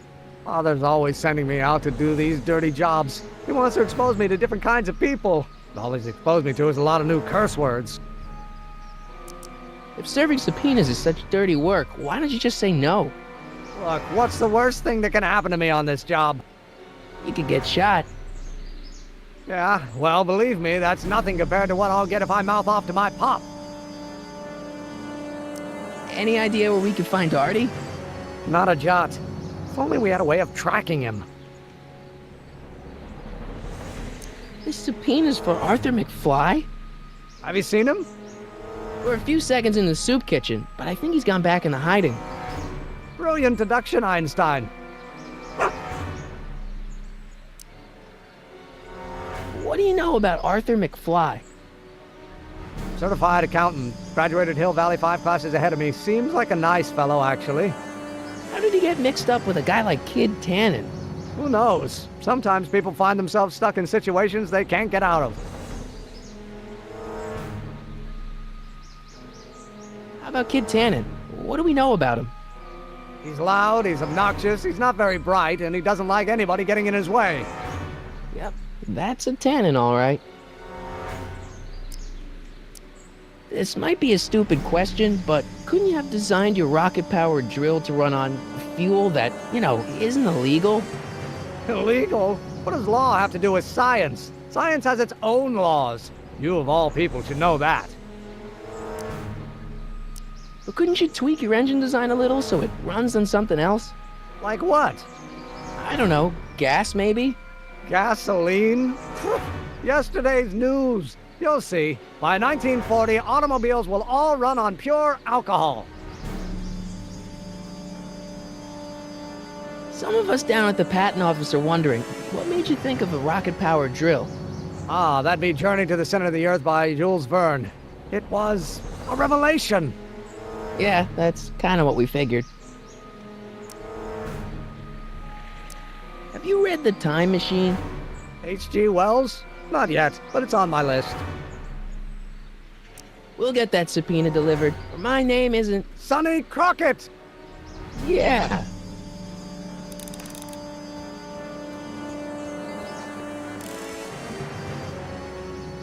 Nice bike. Huffy? Huffy? I'm not huffy. I'm passionate. Passionate about justice, safety, law, and order. Never mind. Looks pretty sturdy. For a girl's bike. Hey, Miss Strickland. Oh, hello, Mr. Crockett. Try not to draw any undue attention my way. I'm on the trail of a hot new scoop, as we in the newspaper business say. What's the scoop?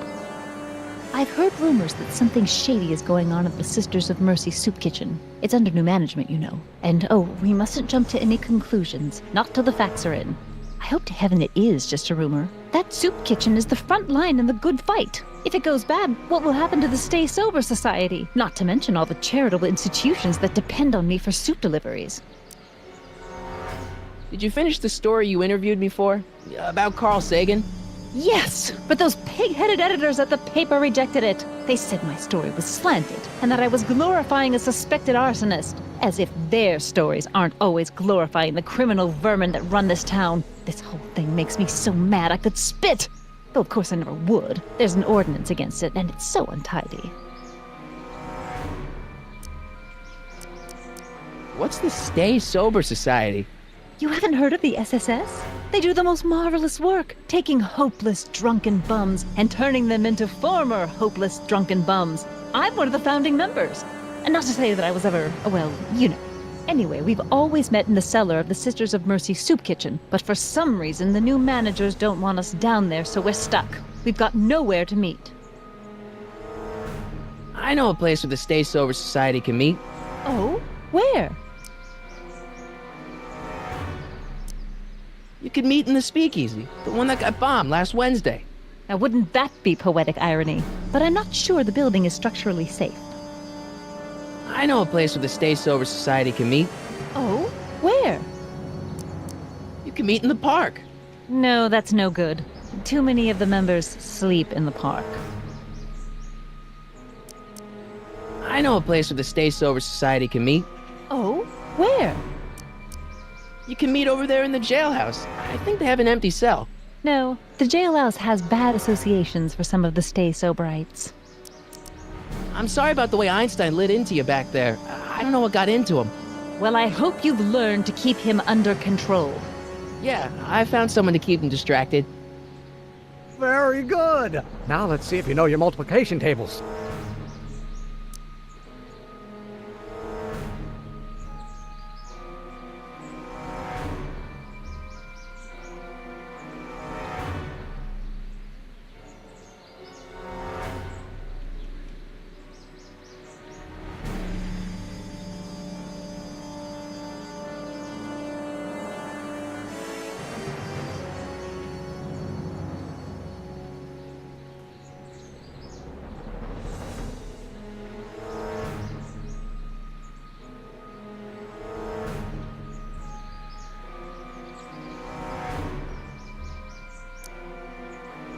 You make hot soup deliveries?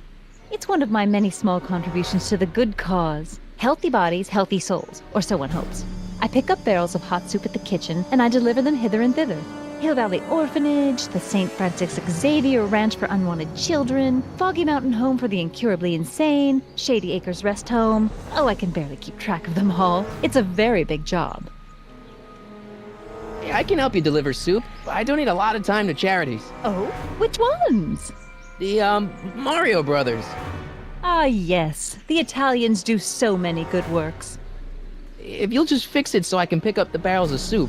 Now hold your horses, let's not get overeager. I drive the soup cycle in this town, and I'm not about to turn it over to an upstart.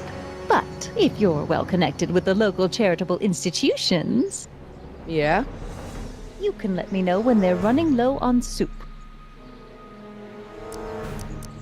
As a matter of fact, I do know a local charity that's running low on soup.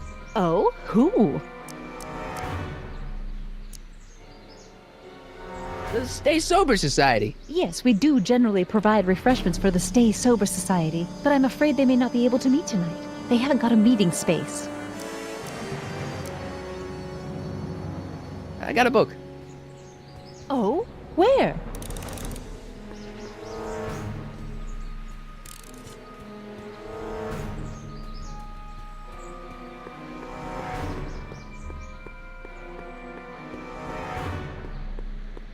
I don't need to go in there anymore.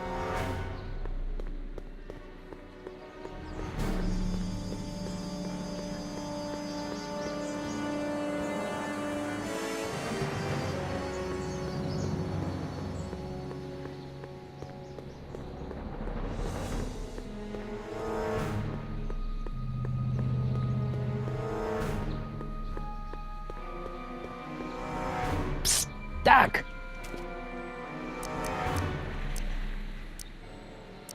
Got any words of wisdom? Just... Your younger self needs 190 proof booze to fuel his rocket drill. Well, that could be a problem. I know, we're both underage. Underage, nothing. It's 1931 and alcohol's been outlawed throughout the country. Are you sure you're about to graduate from high school? I'm kidding, Doc. It was a joke. A joke? If I live to be 100, and I almost have, I'll never understand the teenage compunction to make a joke out of everything.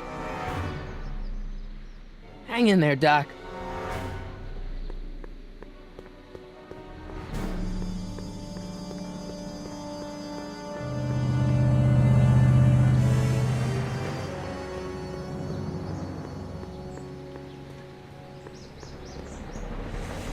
Hey, Miss Strickland. Oh, hello, Mr. Crockett. Try not to draw any undue attention my way. I'm on the trail of a hot new scoop, as we in the newspaper business say. I know a place where the Stay Sober Society can meet. Oh? Where? The Brown residence. You mean Judge Brown's place? Yeah, I happen to be good friends with his son Emmett, and he's told me the judge would love to lend his place out for, you know, good causes like yours. Really? Why, that's the most generous, public-spirited offer I've received in a month of Sundays. Please tell your friend Emmett we accept. The meeting isn't due to start for a little while, so that'll give our people some time to set up. I got a book.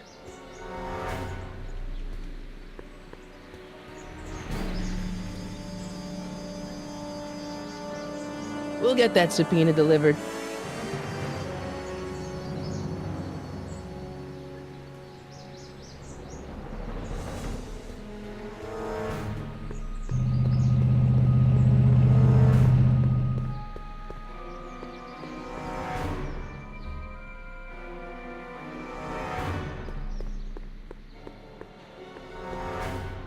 What the hell, Matches? You got kiwi all over my socks! Sorry, boss. Get out of here! How about you? Huh?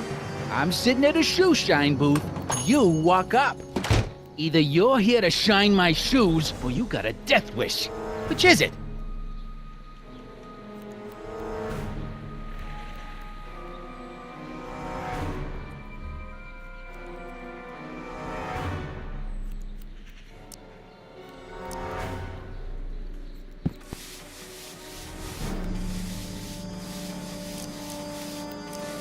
I'm looking for a guy named Arthur McFly. He's my, sort of a relative. Well, he's my employee. He's very busy today.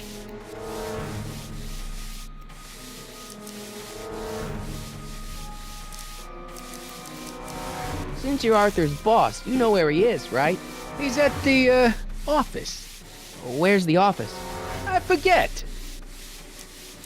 So when do you think Arthur will be leaving the office? When I tell him he can leave the office. Hey, you missed a spot. So when do you think Arthur will be leaving the office? When I tell him he can leave the office. Hey, you missed a spot. Isn't that Arthur McFly's hat you're holding? It was McFly's hat. Now, it's my peanut ball. Could I buy Arthur's hat off you? Could you keep your mind on your work, huh? Shoe shine boy? I'm hanging on to my peanut ball. Never mind. I guess you won't talk about your business. Why not? I got nothing to hide. I recently acquired controlling interest in the Sisters of Mercy soup kitchen. Isn't a soup kitchen an odd line of business for a guy like you? I like soup. Plus, I got a heart as big as all outdoors. Buff a little harder. I want to see myself in the toes. How come you won't let the Stay Sober Society hold their meeting in the cellar of your soup kitchen? We got other plans for that cellar, and it don't necessarily involve staying sober. Hey, I represent United Charities of Hill Valley. Can you authorize me to pick up soup from your establishment and deliver it to some very deserving souls? Nah, that Strickland dame's got the charity racket pretty much locked up. No point in giving her competition. Hey, I represent United Establishment. Nah, competition. Edna Strickland thinks your soup kitchen might not be on the up and up. That dame gets on my nerves. Got a great pair of gams, though. So, one more thing about that hat. You're testing my patience, boy. Can I have some peanuts? Why not? I'm a magnanimous kind of guy. Go ahead, knock yourself out. Don't mind if I do. All right, break time's over. Back to work. So, one more thing about that hat. You're testing my patience, boy. I sure could go for some peanuts. Lucky for you, I'm in a giving mood. Hey, kid! Yeah? What the hell is that? Hey!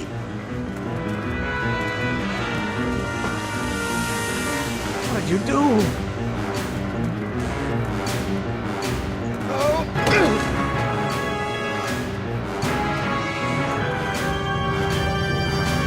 Give me that hat, you lousy crook! Emmett!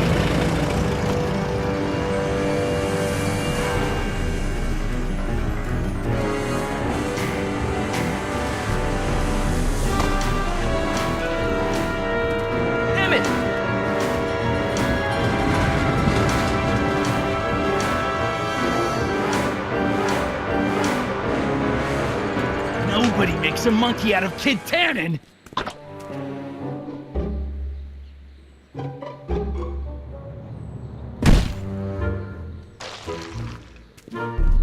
Ow! Fix me up!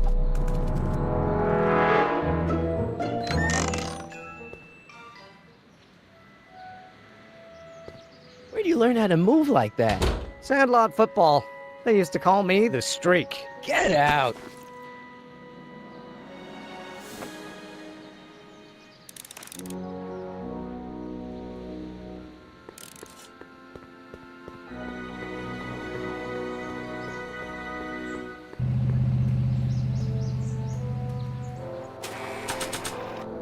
My grandpa may be a little wimpy, but he's got great taste in hats. I need to get this subpoena into Arthur McFly's hands, so young Doc will have the time to help me bust old Doc out of jail.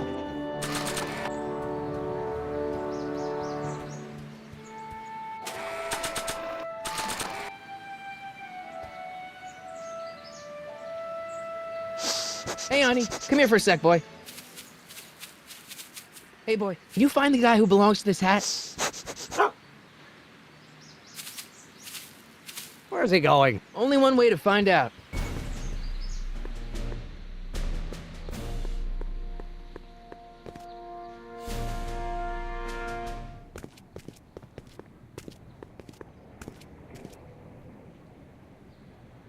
Huh, deja vu.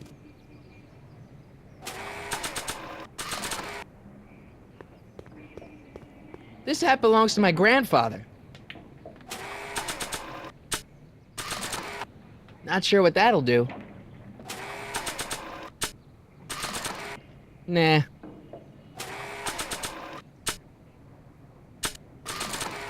Doc's notebook doesn't belong to him. Okay, actually, it does belong to him, but not yet. In any event, it's probably a really bad idea to give him a book full of all the things he hasn't invented yet.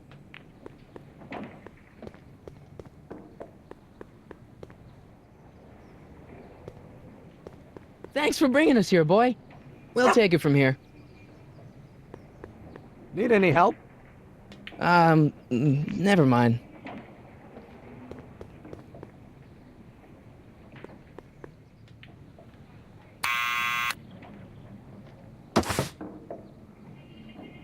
Yeah? Who is it? It's McFly! Shh, I know!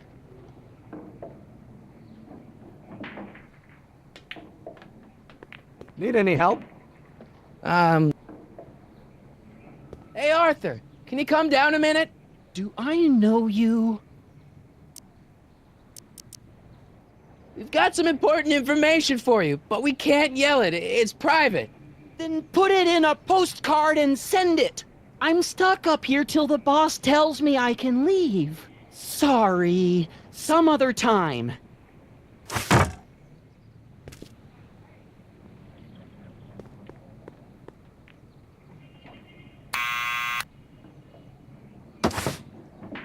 What now?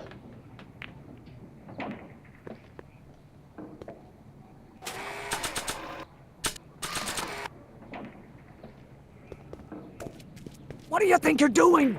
I'm throwing the subpoena. You can't do that. You have to hand it to him.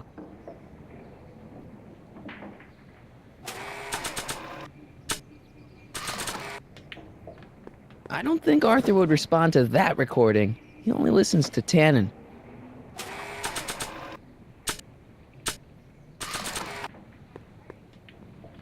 Doc's notebook doesn't...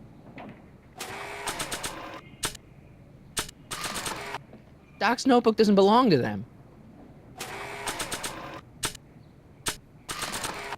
Arthur's already a little freaked out. I think showing him a picture of his yet-to-be-born son could turn him into a vegetable. Someone's playing tricks on me.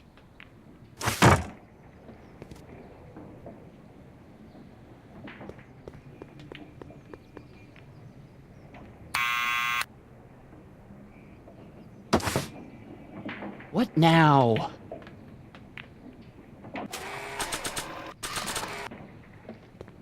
I'll give it back to him after I give him the subpoena. I don't need to push it again. Arthur's already there.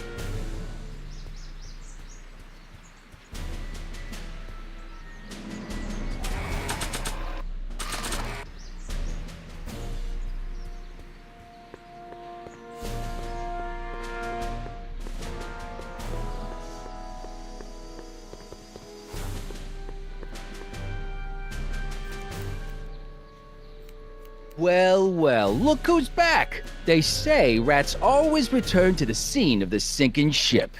Get 'em, Matches.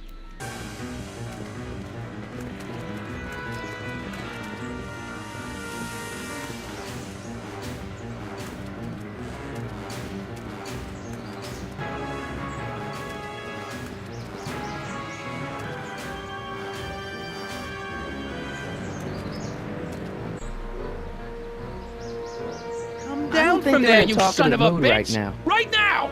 That's an order! No way! I worked too hard to get it. Don't make me angry!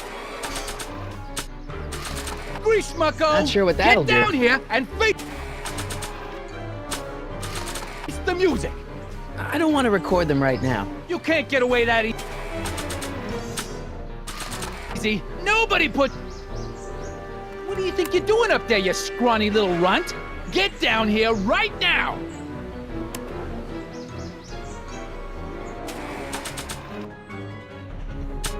You're only making it worse for yourself. The longer you stay up there, the longer I'm gonna take Who's he calling evacuating your scrawny? guts! Einstein! Help! Lay off! Get away from me, you crazy mutt! Go away, dog. We're busy here. Go on, scram. Hey, where'd he go? You let him get away, idiot!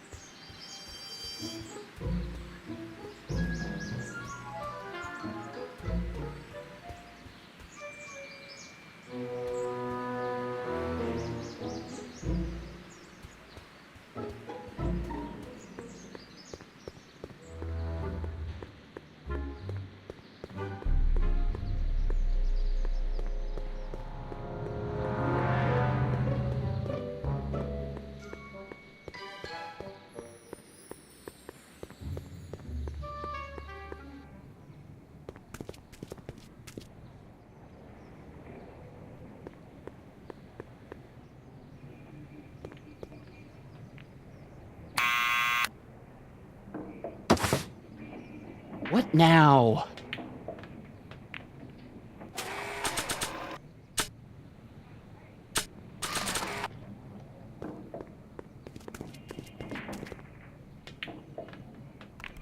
What do you think you're doing up there, you scrawny little runt? Get down here right now! It's Kid. Right away, boss. Where's Kid?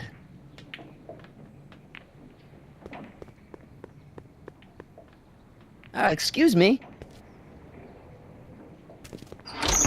Arthur.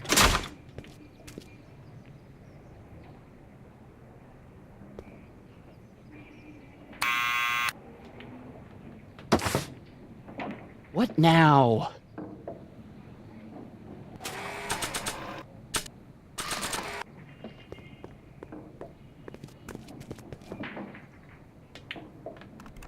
What do you think you're doing up there, you scrawny little runt?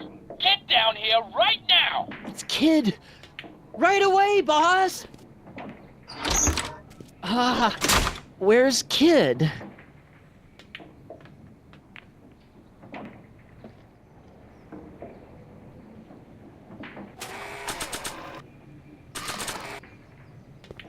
I'll give it back to him at...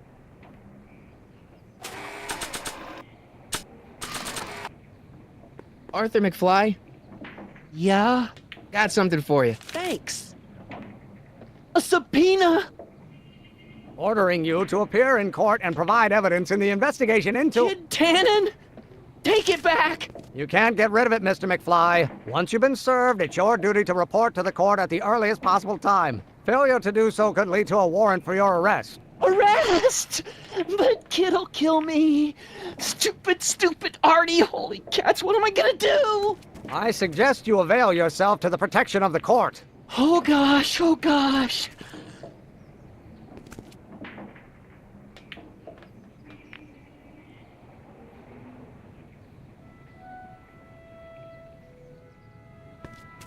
Oh, I hate doing stuff like that. But I won't have to much longer. No?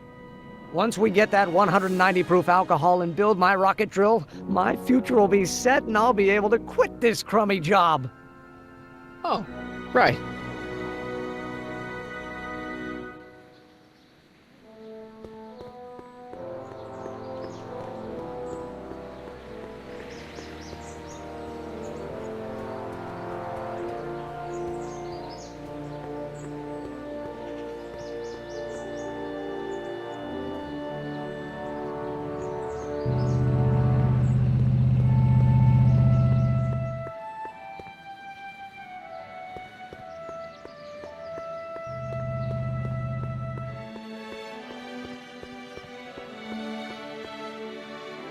Doc!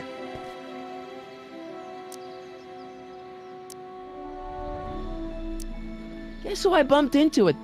Don't worry. Good. I wish I could, though. Don't treat her. Sylvia. Right.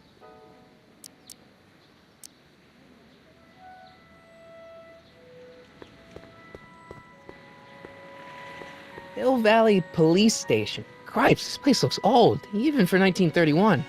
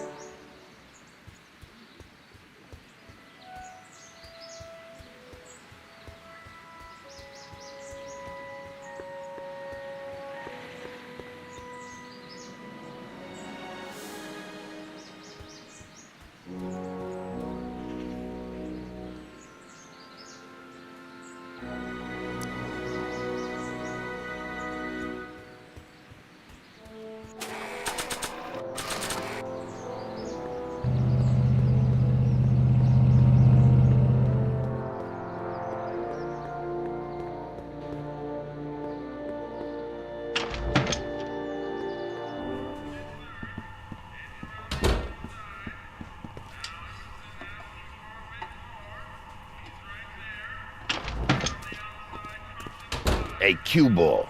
What? The truck just arrived with a fresh shipment of, soup. Soup? Soup? Well, this is the regular soup, and this is the special soup. Right. Special.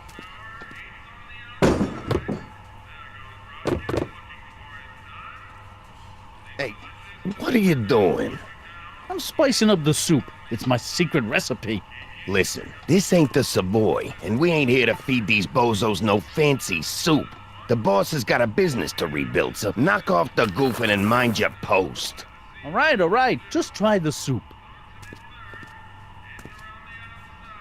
Well? I can see why you want to keep this a secret.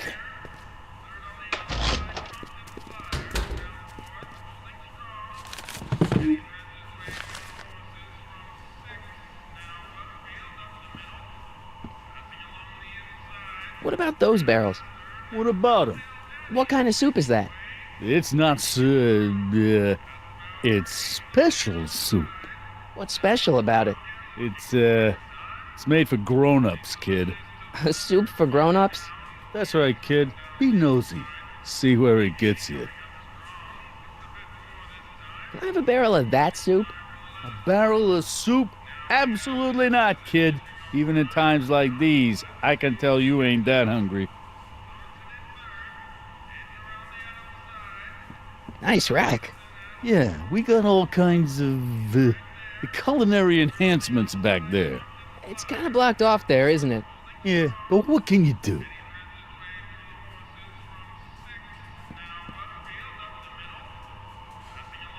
Are those all cabbage soup? Last time I checked. Don't you have any other kinds of soup? No. What are those tables for? We keep a few extra tables around for end of the month hobo soirees. Could you move him out of the way? Not a chance. I could throw out my back.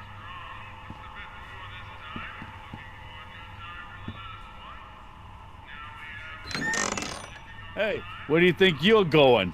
The kitchen? The kitchen's for management only, rummy.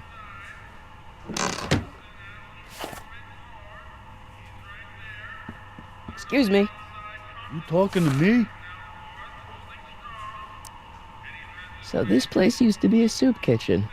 What do you mean used to be? Despite recent changes in ownership, this joint is still available for the purposes of distributing food to the needy and the not so well-to-do, and no other purposes whatsoever. Right. What's a tough guy like Kid Tannen doing running a soup kitchen? Mr. Tannen purchased the soup kitchen from the Sisters of Mercy in an effort to repair his reputation as a respectable community figure after his fine name was besmirched by the malignant and malicious the actions of the misguided vandals that done burned down his place of business. His speakeasy. I cannot confirm nor deny any claims of so-called illegal bootlegging at the Just eat your damn soup, pipsqueak. Why's the soup in a barrel? 'Cause it's hard to ladle off the floor. Can I have a bowl of soup? We're a soup kitchen. What do you think?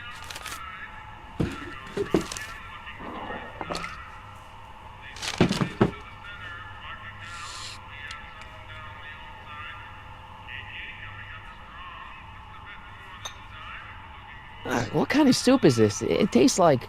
Scrolle ribolita? I was gonna say week-old cabbage. Everyone's a critic. Look, all I got to work with is this 2-bit soup in a barrel and spice rack that hadn't been restocked since the Coolidge administration. What do you think I should do to perk this slop up? Let's see. Have you tried...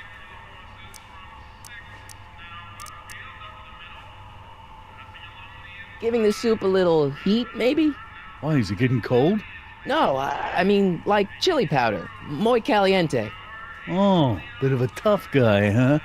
Actually, I like it spicy too, but it's gotta be edible for the common folks. Come on, a little dash isn't gonna kill anyone. Aw, heck. You got moxie, kid. Let's spice it up a bit, shall we?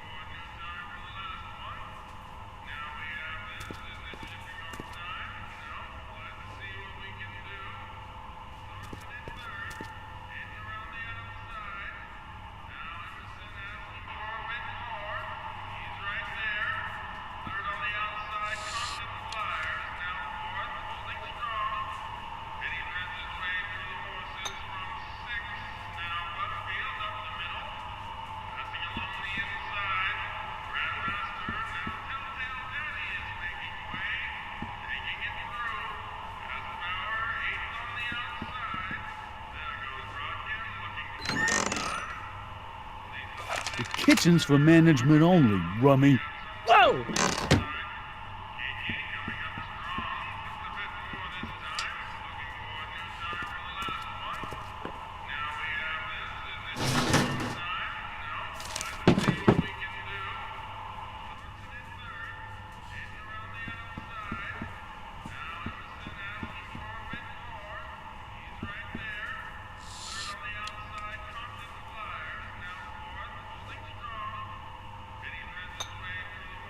Okay, I've got some more ideas about your soup.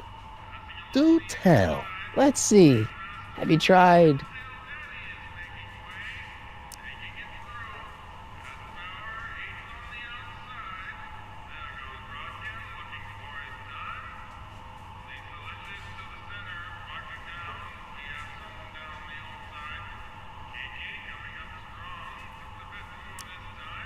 paprika? Paprika? I just think you could use a little color. Color?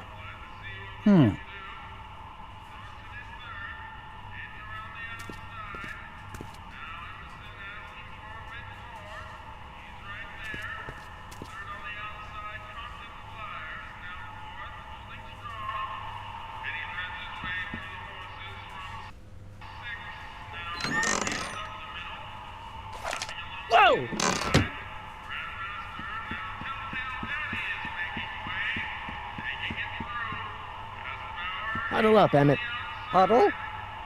Just listen up for a second. All right, I think I figured out which barrels have the hooch. Then what are you waiting for? He's not just gonna give me a barrel. Of course. Well, you seem to have a way with people, so I'll leave it up to you to trick that lummox into giving up his moonshine. Emmett, I can't get into the door over there. Those tables are jamming it shut. The door? So your plan is to just waltz in there and take a barrel of alcohol? No, of course not. That would be stupid, right? I'll say. Still, I'd like to get that door open. I can't do anything from out here. Well, it's a simple matter of physics. A lever, some sort of stop. Let me see what I can come up with.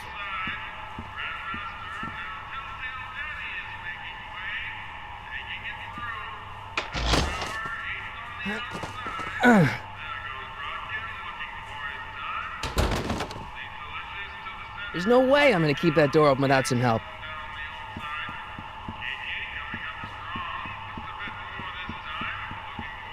Eureka!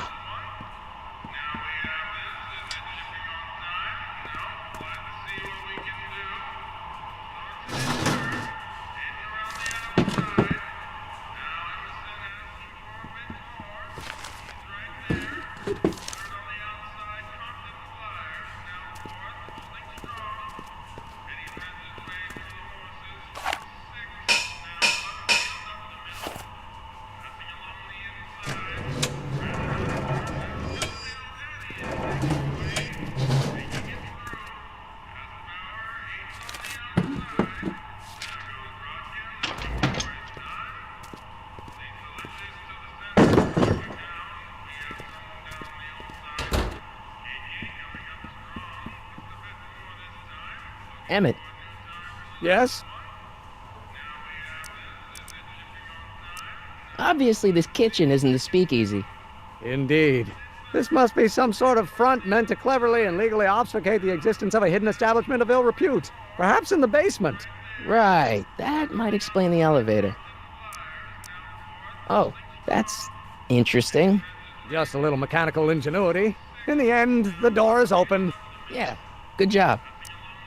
We'll score that hooch somehow. I'll keep cogitating. Pretty neat, Doc. Nope. I'm still not getting through here. But at least those tables are propped up now. I hope Doc Jr.'s thingamabob holds out.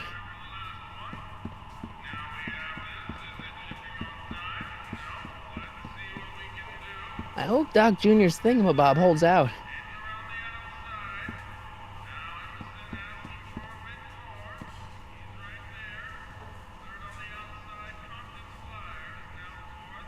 Ahem.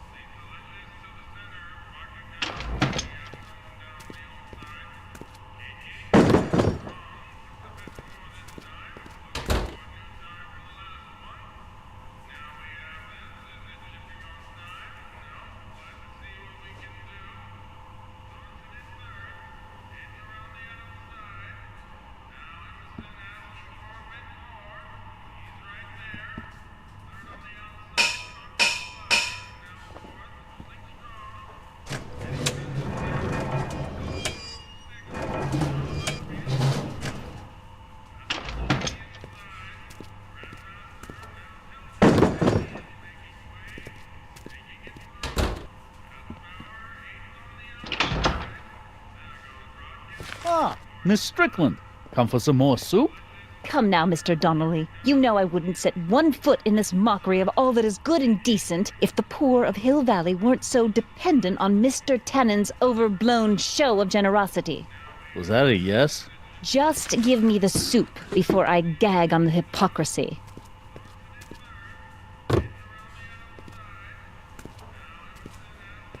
I'll tell the boss you said hello. I'll just bet you will.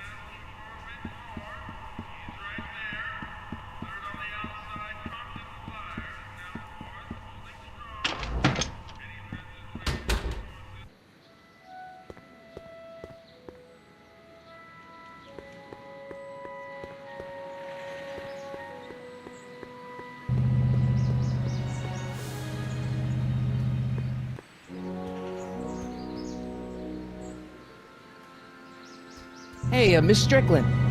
Oh, hello, Mr. Crockett.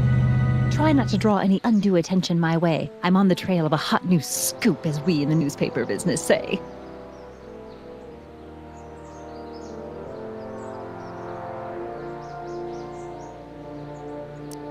You asked me to tell you if one of the local charities is running low on soup. Does somebody need a visit from my soup cycle? The Stay Sober Society. Bless you for thinking of them. But that meeting isn't scheduled to start for a little while. And we wouldn't want them eating cold soup. I got a book.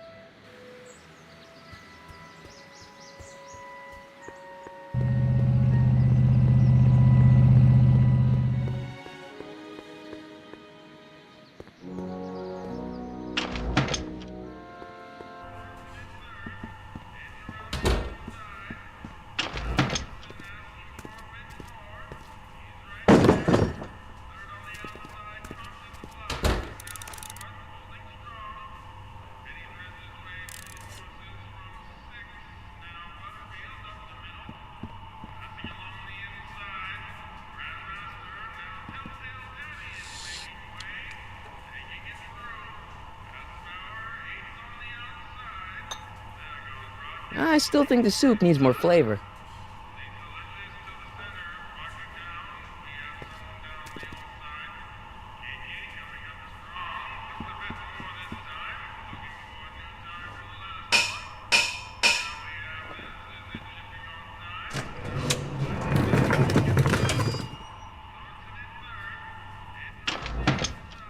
More soup? Please. And tell Kid that soup or no soup, he's not fooling anyone.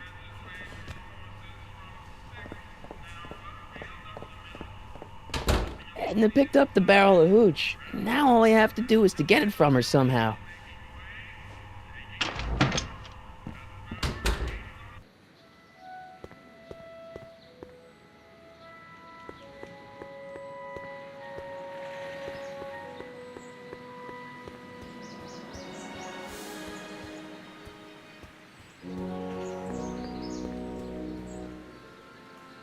Hey, Miss Strickland.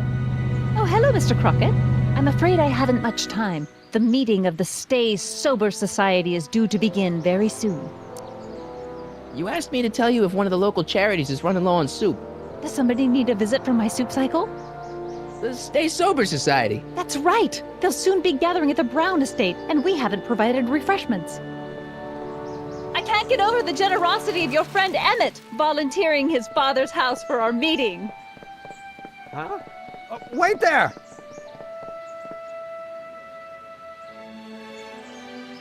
Sonny! What in the name of Thomas Alva Edison do you think you're doing? Don't you get it? You need alcohol to run your drill, right? Those bootleggers at the soup kitchen won't let us get our hands on any of their hooch. But we can get Miss Strickland to pick it up for us and deliver it right to your door. No, out of the question. Why? I can't just let strangers invade my parents' house. What do we know about these people? They're a bunch of really great guys. We don't know that. They're really polite. We don't know that.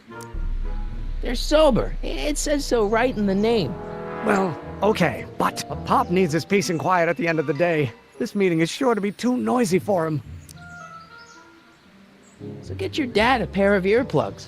I can't tell my father to wear earplugs.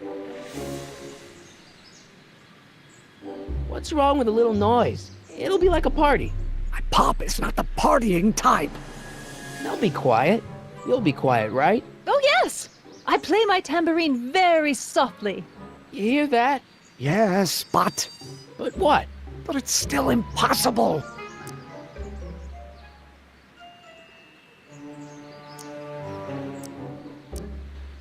Okay, forget the whole thing. We don't have to test your rocket-powered drill tonight. We don't? No, I'll take the train back to Washington and I'll tell the folks at the office to give the patent to Dr. McCoy. Wait!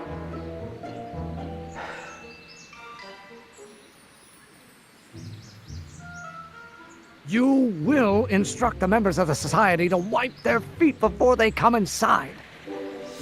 Then you are Emmett Brown. I thought as much.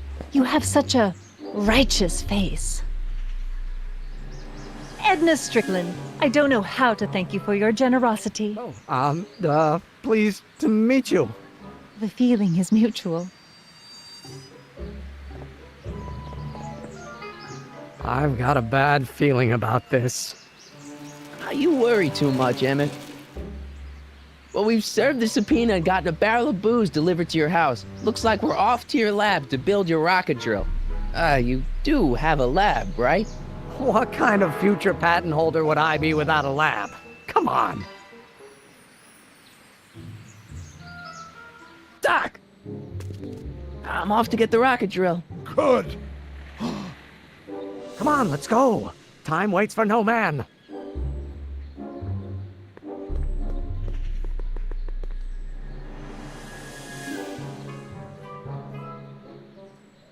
Are you sure this is gonna work, Emmett? Don't let the ramshackle nature of my laboratory fool you. If all goes according to plan, we'll soon be in possession of the most powerful rocket fuel known to man. That's great. How? Well, it's very simple. This crankshaft induces a powerful direct current into the electrolysis chamber, producing hydrogen, which must be periodically released into the primary distillation barrel. While tending to the hydrogen, we'll also need to regularly sprinkle these shredded protein flakes into this aquarium of tuber bacteria to generate the necessary nitrogen to catalyze the reaction. Cool. Oh, hot! Extremely hot! The temperature of the reaction must be kept at a steady temperature of 623 degrees Kelvin by carefully pumping these bellows. Any questions?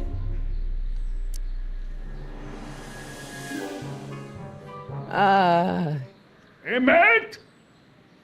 Why is there a brace of drunkards gathering on our lawn? Sweet fancy Moses, it's my father! So, he doesn't know I'm engaging in acts of scientific exploration in here. He thinks this is where I go to pour through my law books. Oh. You tend to the reaction. I'll try to get rid of him. Tend to the what? Can't we just start over after he's gone? It's too late. The reaction's already started. Don't worry. I'll try to help you out where I can. But... coming, Father! Father! Don't you father me, child. This may come as a shock to you, Pop, but not everyone wants to be a lawyer.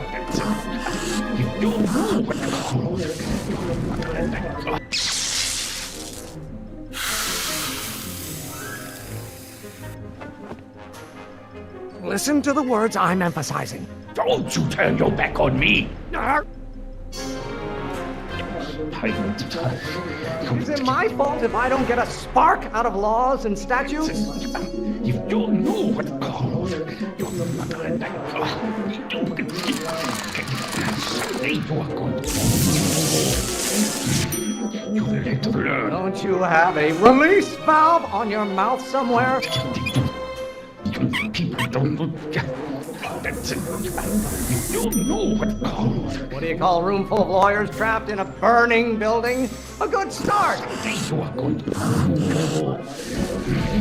You will have to learn. Excellent. Now twist the valve there. Great. We're about a quarter of the way home. Emmett, get back here! Oops. You're going to find out. Maybe I should just get struck by lightning. Would that make you happy? Someday you You know who invented fire, Pop? I don't know either, but you can be damn sure it wasn't a lawyer. Pressuring me to be something I'm not. Find out when you get older. I hope someday. The hotter you get, the more I know I'm right. Yes, my son. Don't cough. Lawyers are nothing but overblown bags of gas. My blood pressure. You're going to... Halfway there. Emmett! Keep up the good work. You I'm not just another one of your staffers who spins around you like a top. Law may be your burning passion, Father, but it is not mine. I don't know what's eating you, Father, but I wish you would go on a diet. What are they feeding you in that school of yours? You look like a skeleton. Come down. There is a flame inside me that cannot be quelled by your legalistic gobbledygook, Father. Pressure! You're a child. You don't know anything about pressure.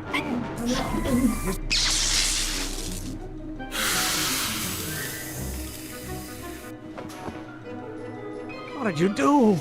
Emmett, who are you talking to in there? No one, Father. Stop getting so hot under the collar, Pop. Your mother and I are shocked at your behavior, young man. You've got your head. Why should I honor your wishes? You treat me like common bacteria. Mr. Emmett! Lawyers are nothing but a bunch of hot air. There, I said it. This isn't food for thought, Pop. It's gruel. Why do you keep bellowing like that? Someday... You don't like my performance at the courthouse, then fire me. Mr. Emmett, you don't get to control my life just because you fed and clothed me for 17 years. Almost there. Emmett! Coming, Father! You have no idea what kind of pressure I'm under. Why must you always scatter condescension my way? Maybe I should just get struck by lightning.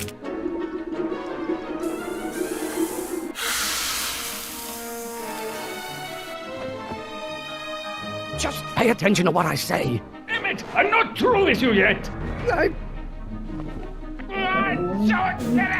Law? What use is a microorganism for law? The hotter you get, the more I know I'm right.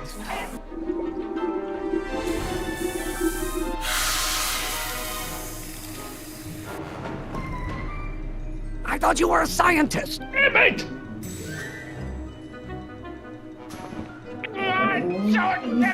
Why won't you release me from your unattainable expectations? This may come as a shock to you, Pop, but not everyone wants to be a lawyer. You have no idea what kind of pressure I'm under. Can't you see this is eating me up inside?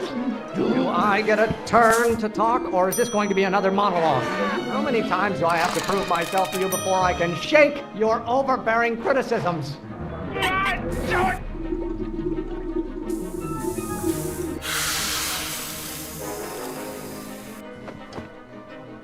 Don't touch anything until I tell you to. Emmett!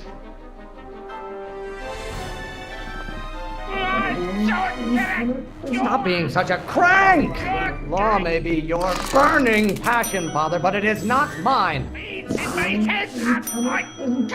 Why don't you go feed the ducks, Father? If only a mother. You really want to vent our dirty laundry in public like this? Lawyers are nothing but a bunch of hot air. There, I said it. This isn't food for thought, Pop. It's gruel. By Galileo's rotations, do you ever listen to yourself? Pressuring me to be something I'm not. Why must you always scatter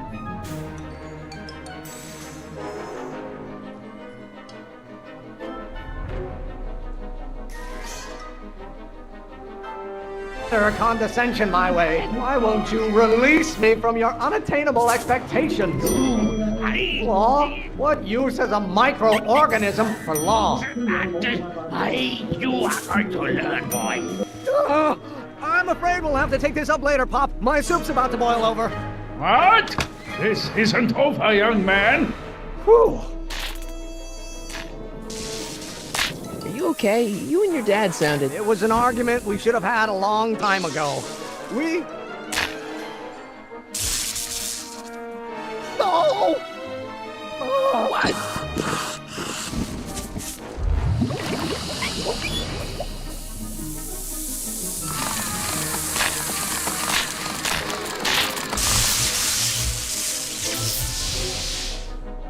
Eureka!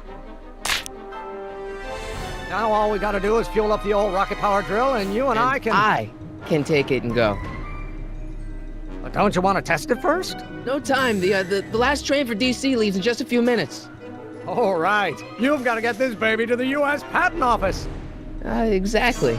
So tell me, Sonny, when can I expect to hear back from the Patent Office?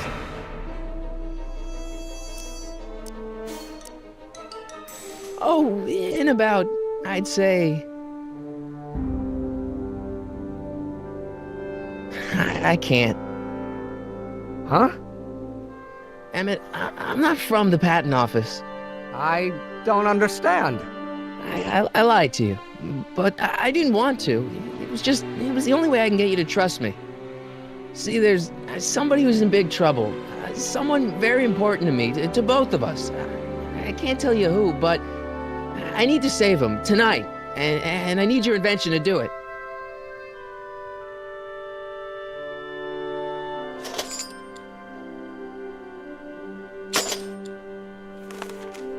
I'll get it back to you, I promise. And, Emmett, you're gonna be a great inventor.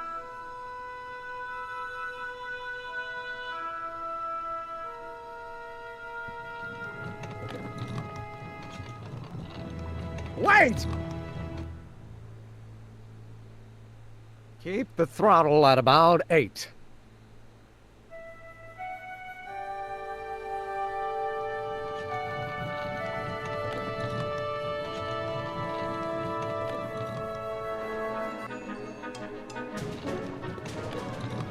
Okay, Doc, I got the drill. Now let's get you out of here. Come on, start.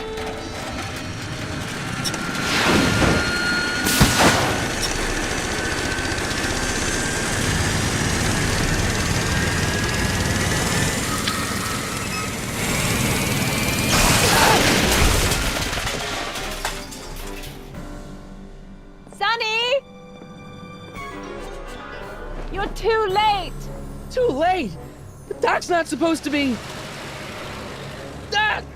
They're moving him to another facility for safekeeping! Oh, I better go get a quote from the police chief.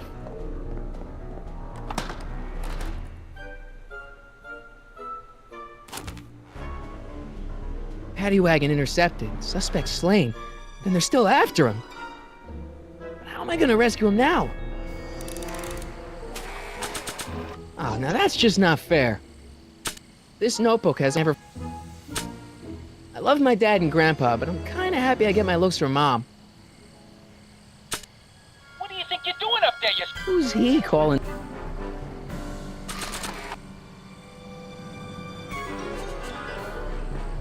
There's no way Ed and his bike is gonna be fast enough to catch up with that paddy wagon.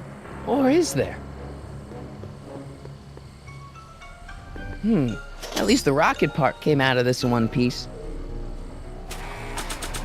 It's too bad my skateboard's back in 1986. I bet I could really catch some air with these guys.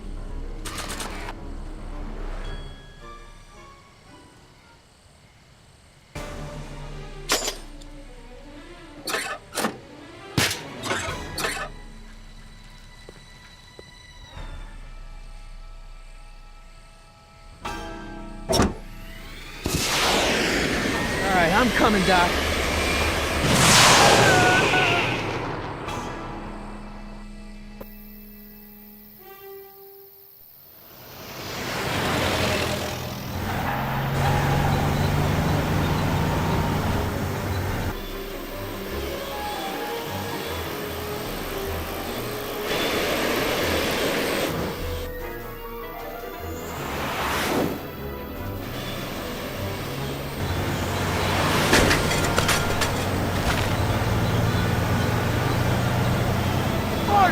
You're still in danger, Doc. We've got to get you out of here.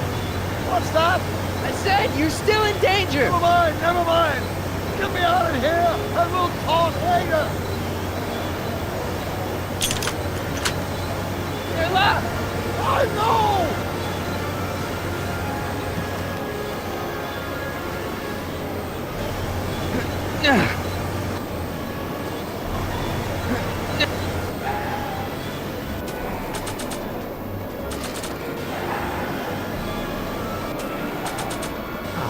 just not fair.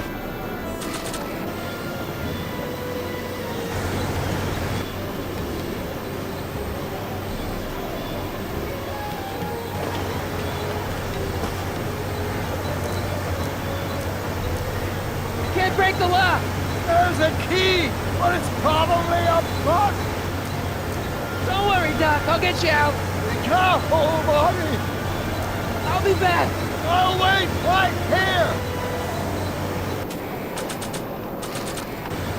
I'd better keep an eye on this.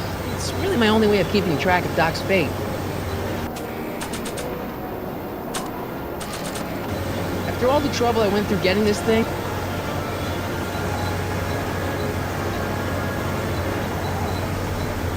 what's he doing here? Keys. The window's shut tight. Kid Tannen's driving the truck. Tannen? That explains a lot. Keys are on the dashboard, but I can't reach him. You need a protraction appurtenance. What? A reach extender. I'll be back. I'll be back.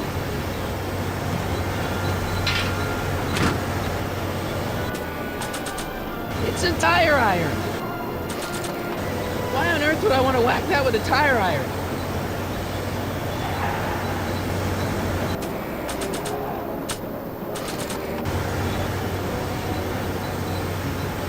I'd better keep an eye on this. Why on earth would I want...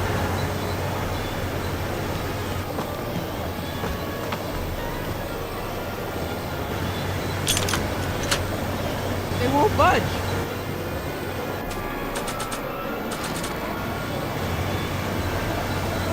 They won't budge.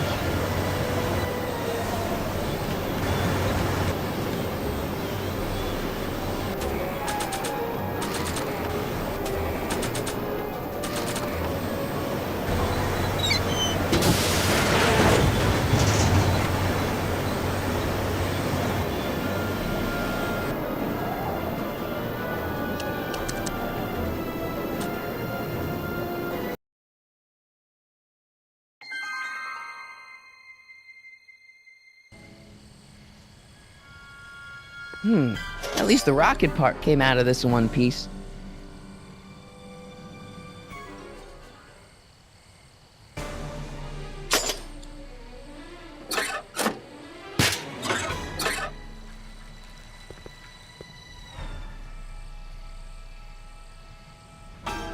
All right, I'm coming, Doc.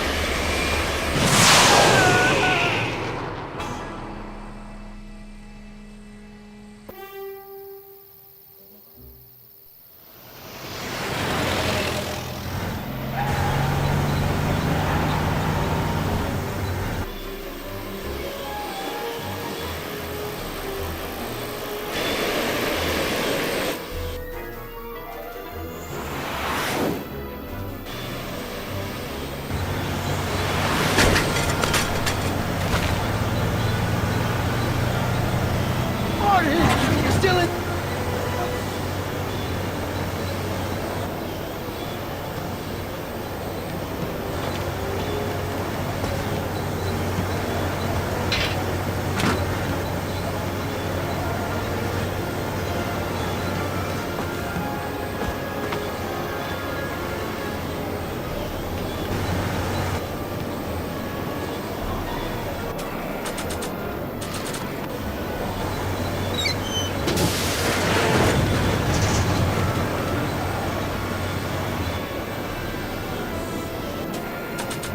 It's a hubcap.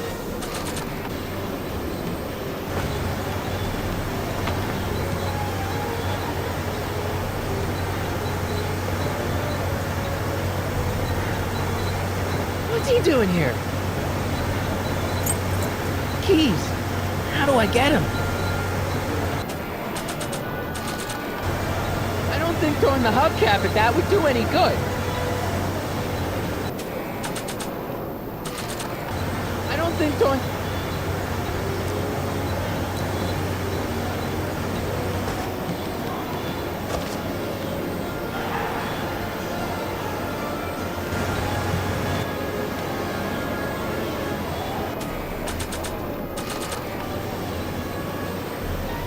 thing throwing the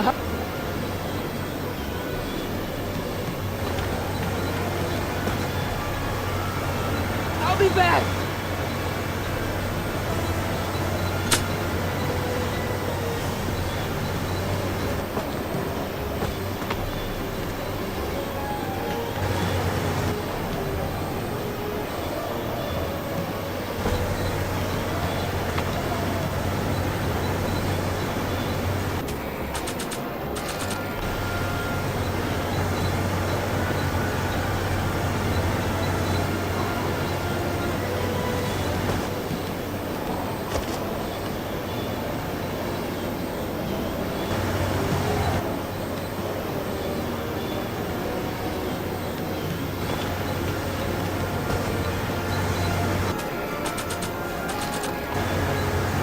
No good, the window's shut.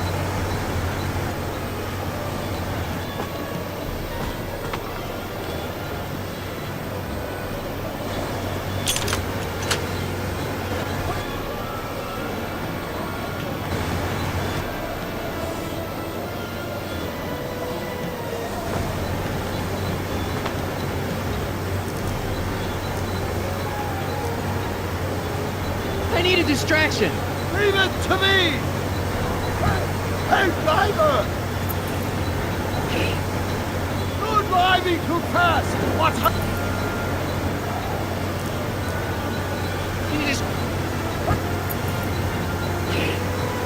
I demand to know where you're taking me, and how long is it gonna be till we get there?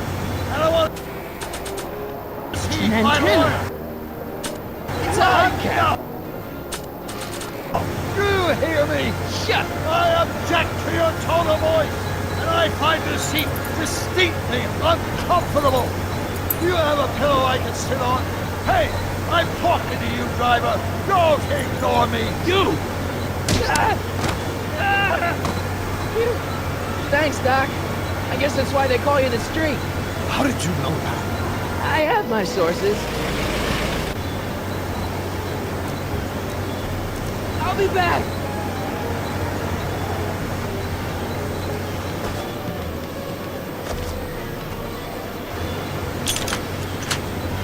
They won't...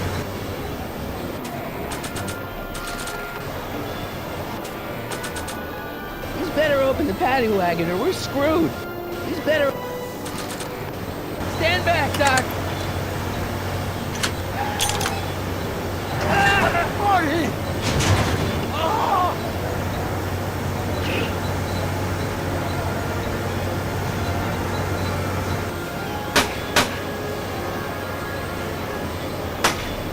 Eat lead, Sagan! How many bullets has he got in that thing?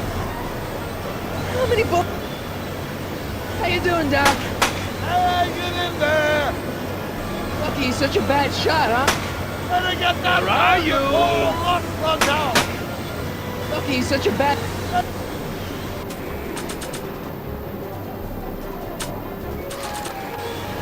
I'd better keep an eye on...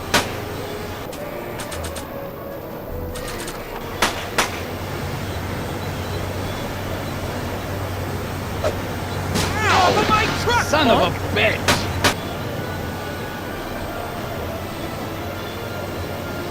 Lucky he's such a bad...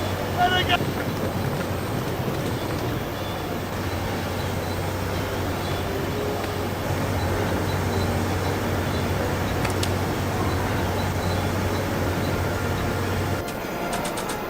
Guy could get hurt with one of these things. We need something to get rid of these cops! I got the gun! What now? Try not to aim it at my head! I got the gun! We need...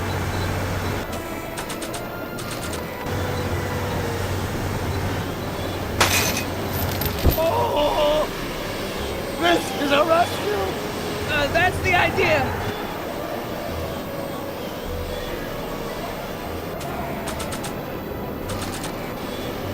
Doc! What? Got any ideas? Doesn't, but none of them are applicable to this situation! So what do we do now? I was hoping you knew! Why couldn't your younger self have built us a hoverboard? They won't be invented for another 84 years! The throttle! Oh!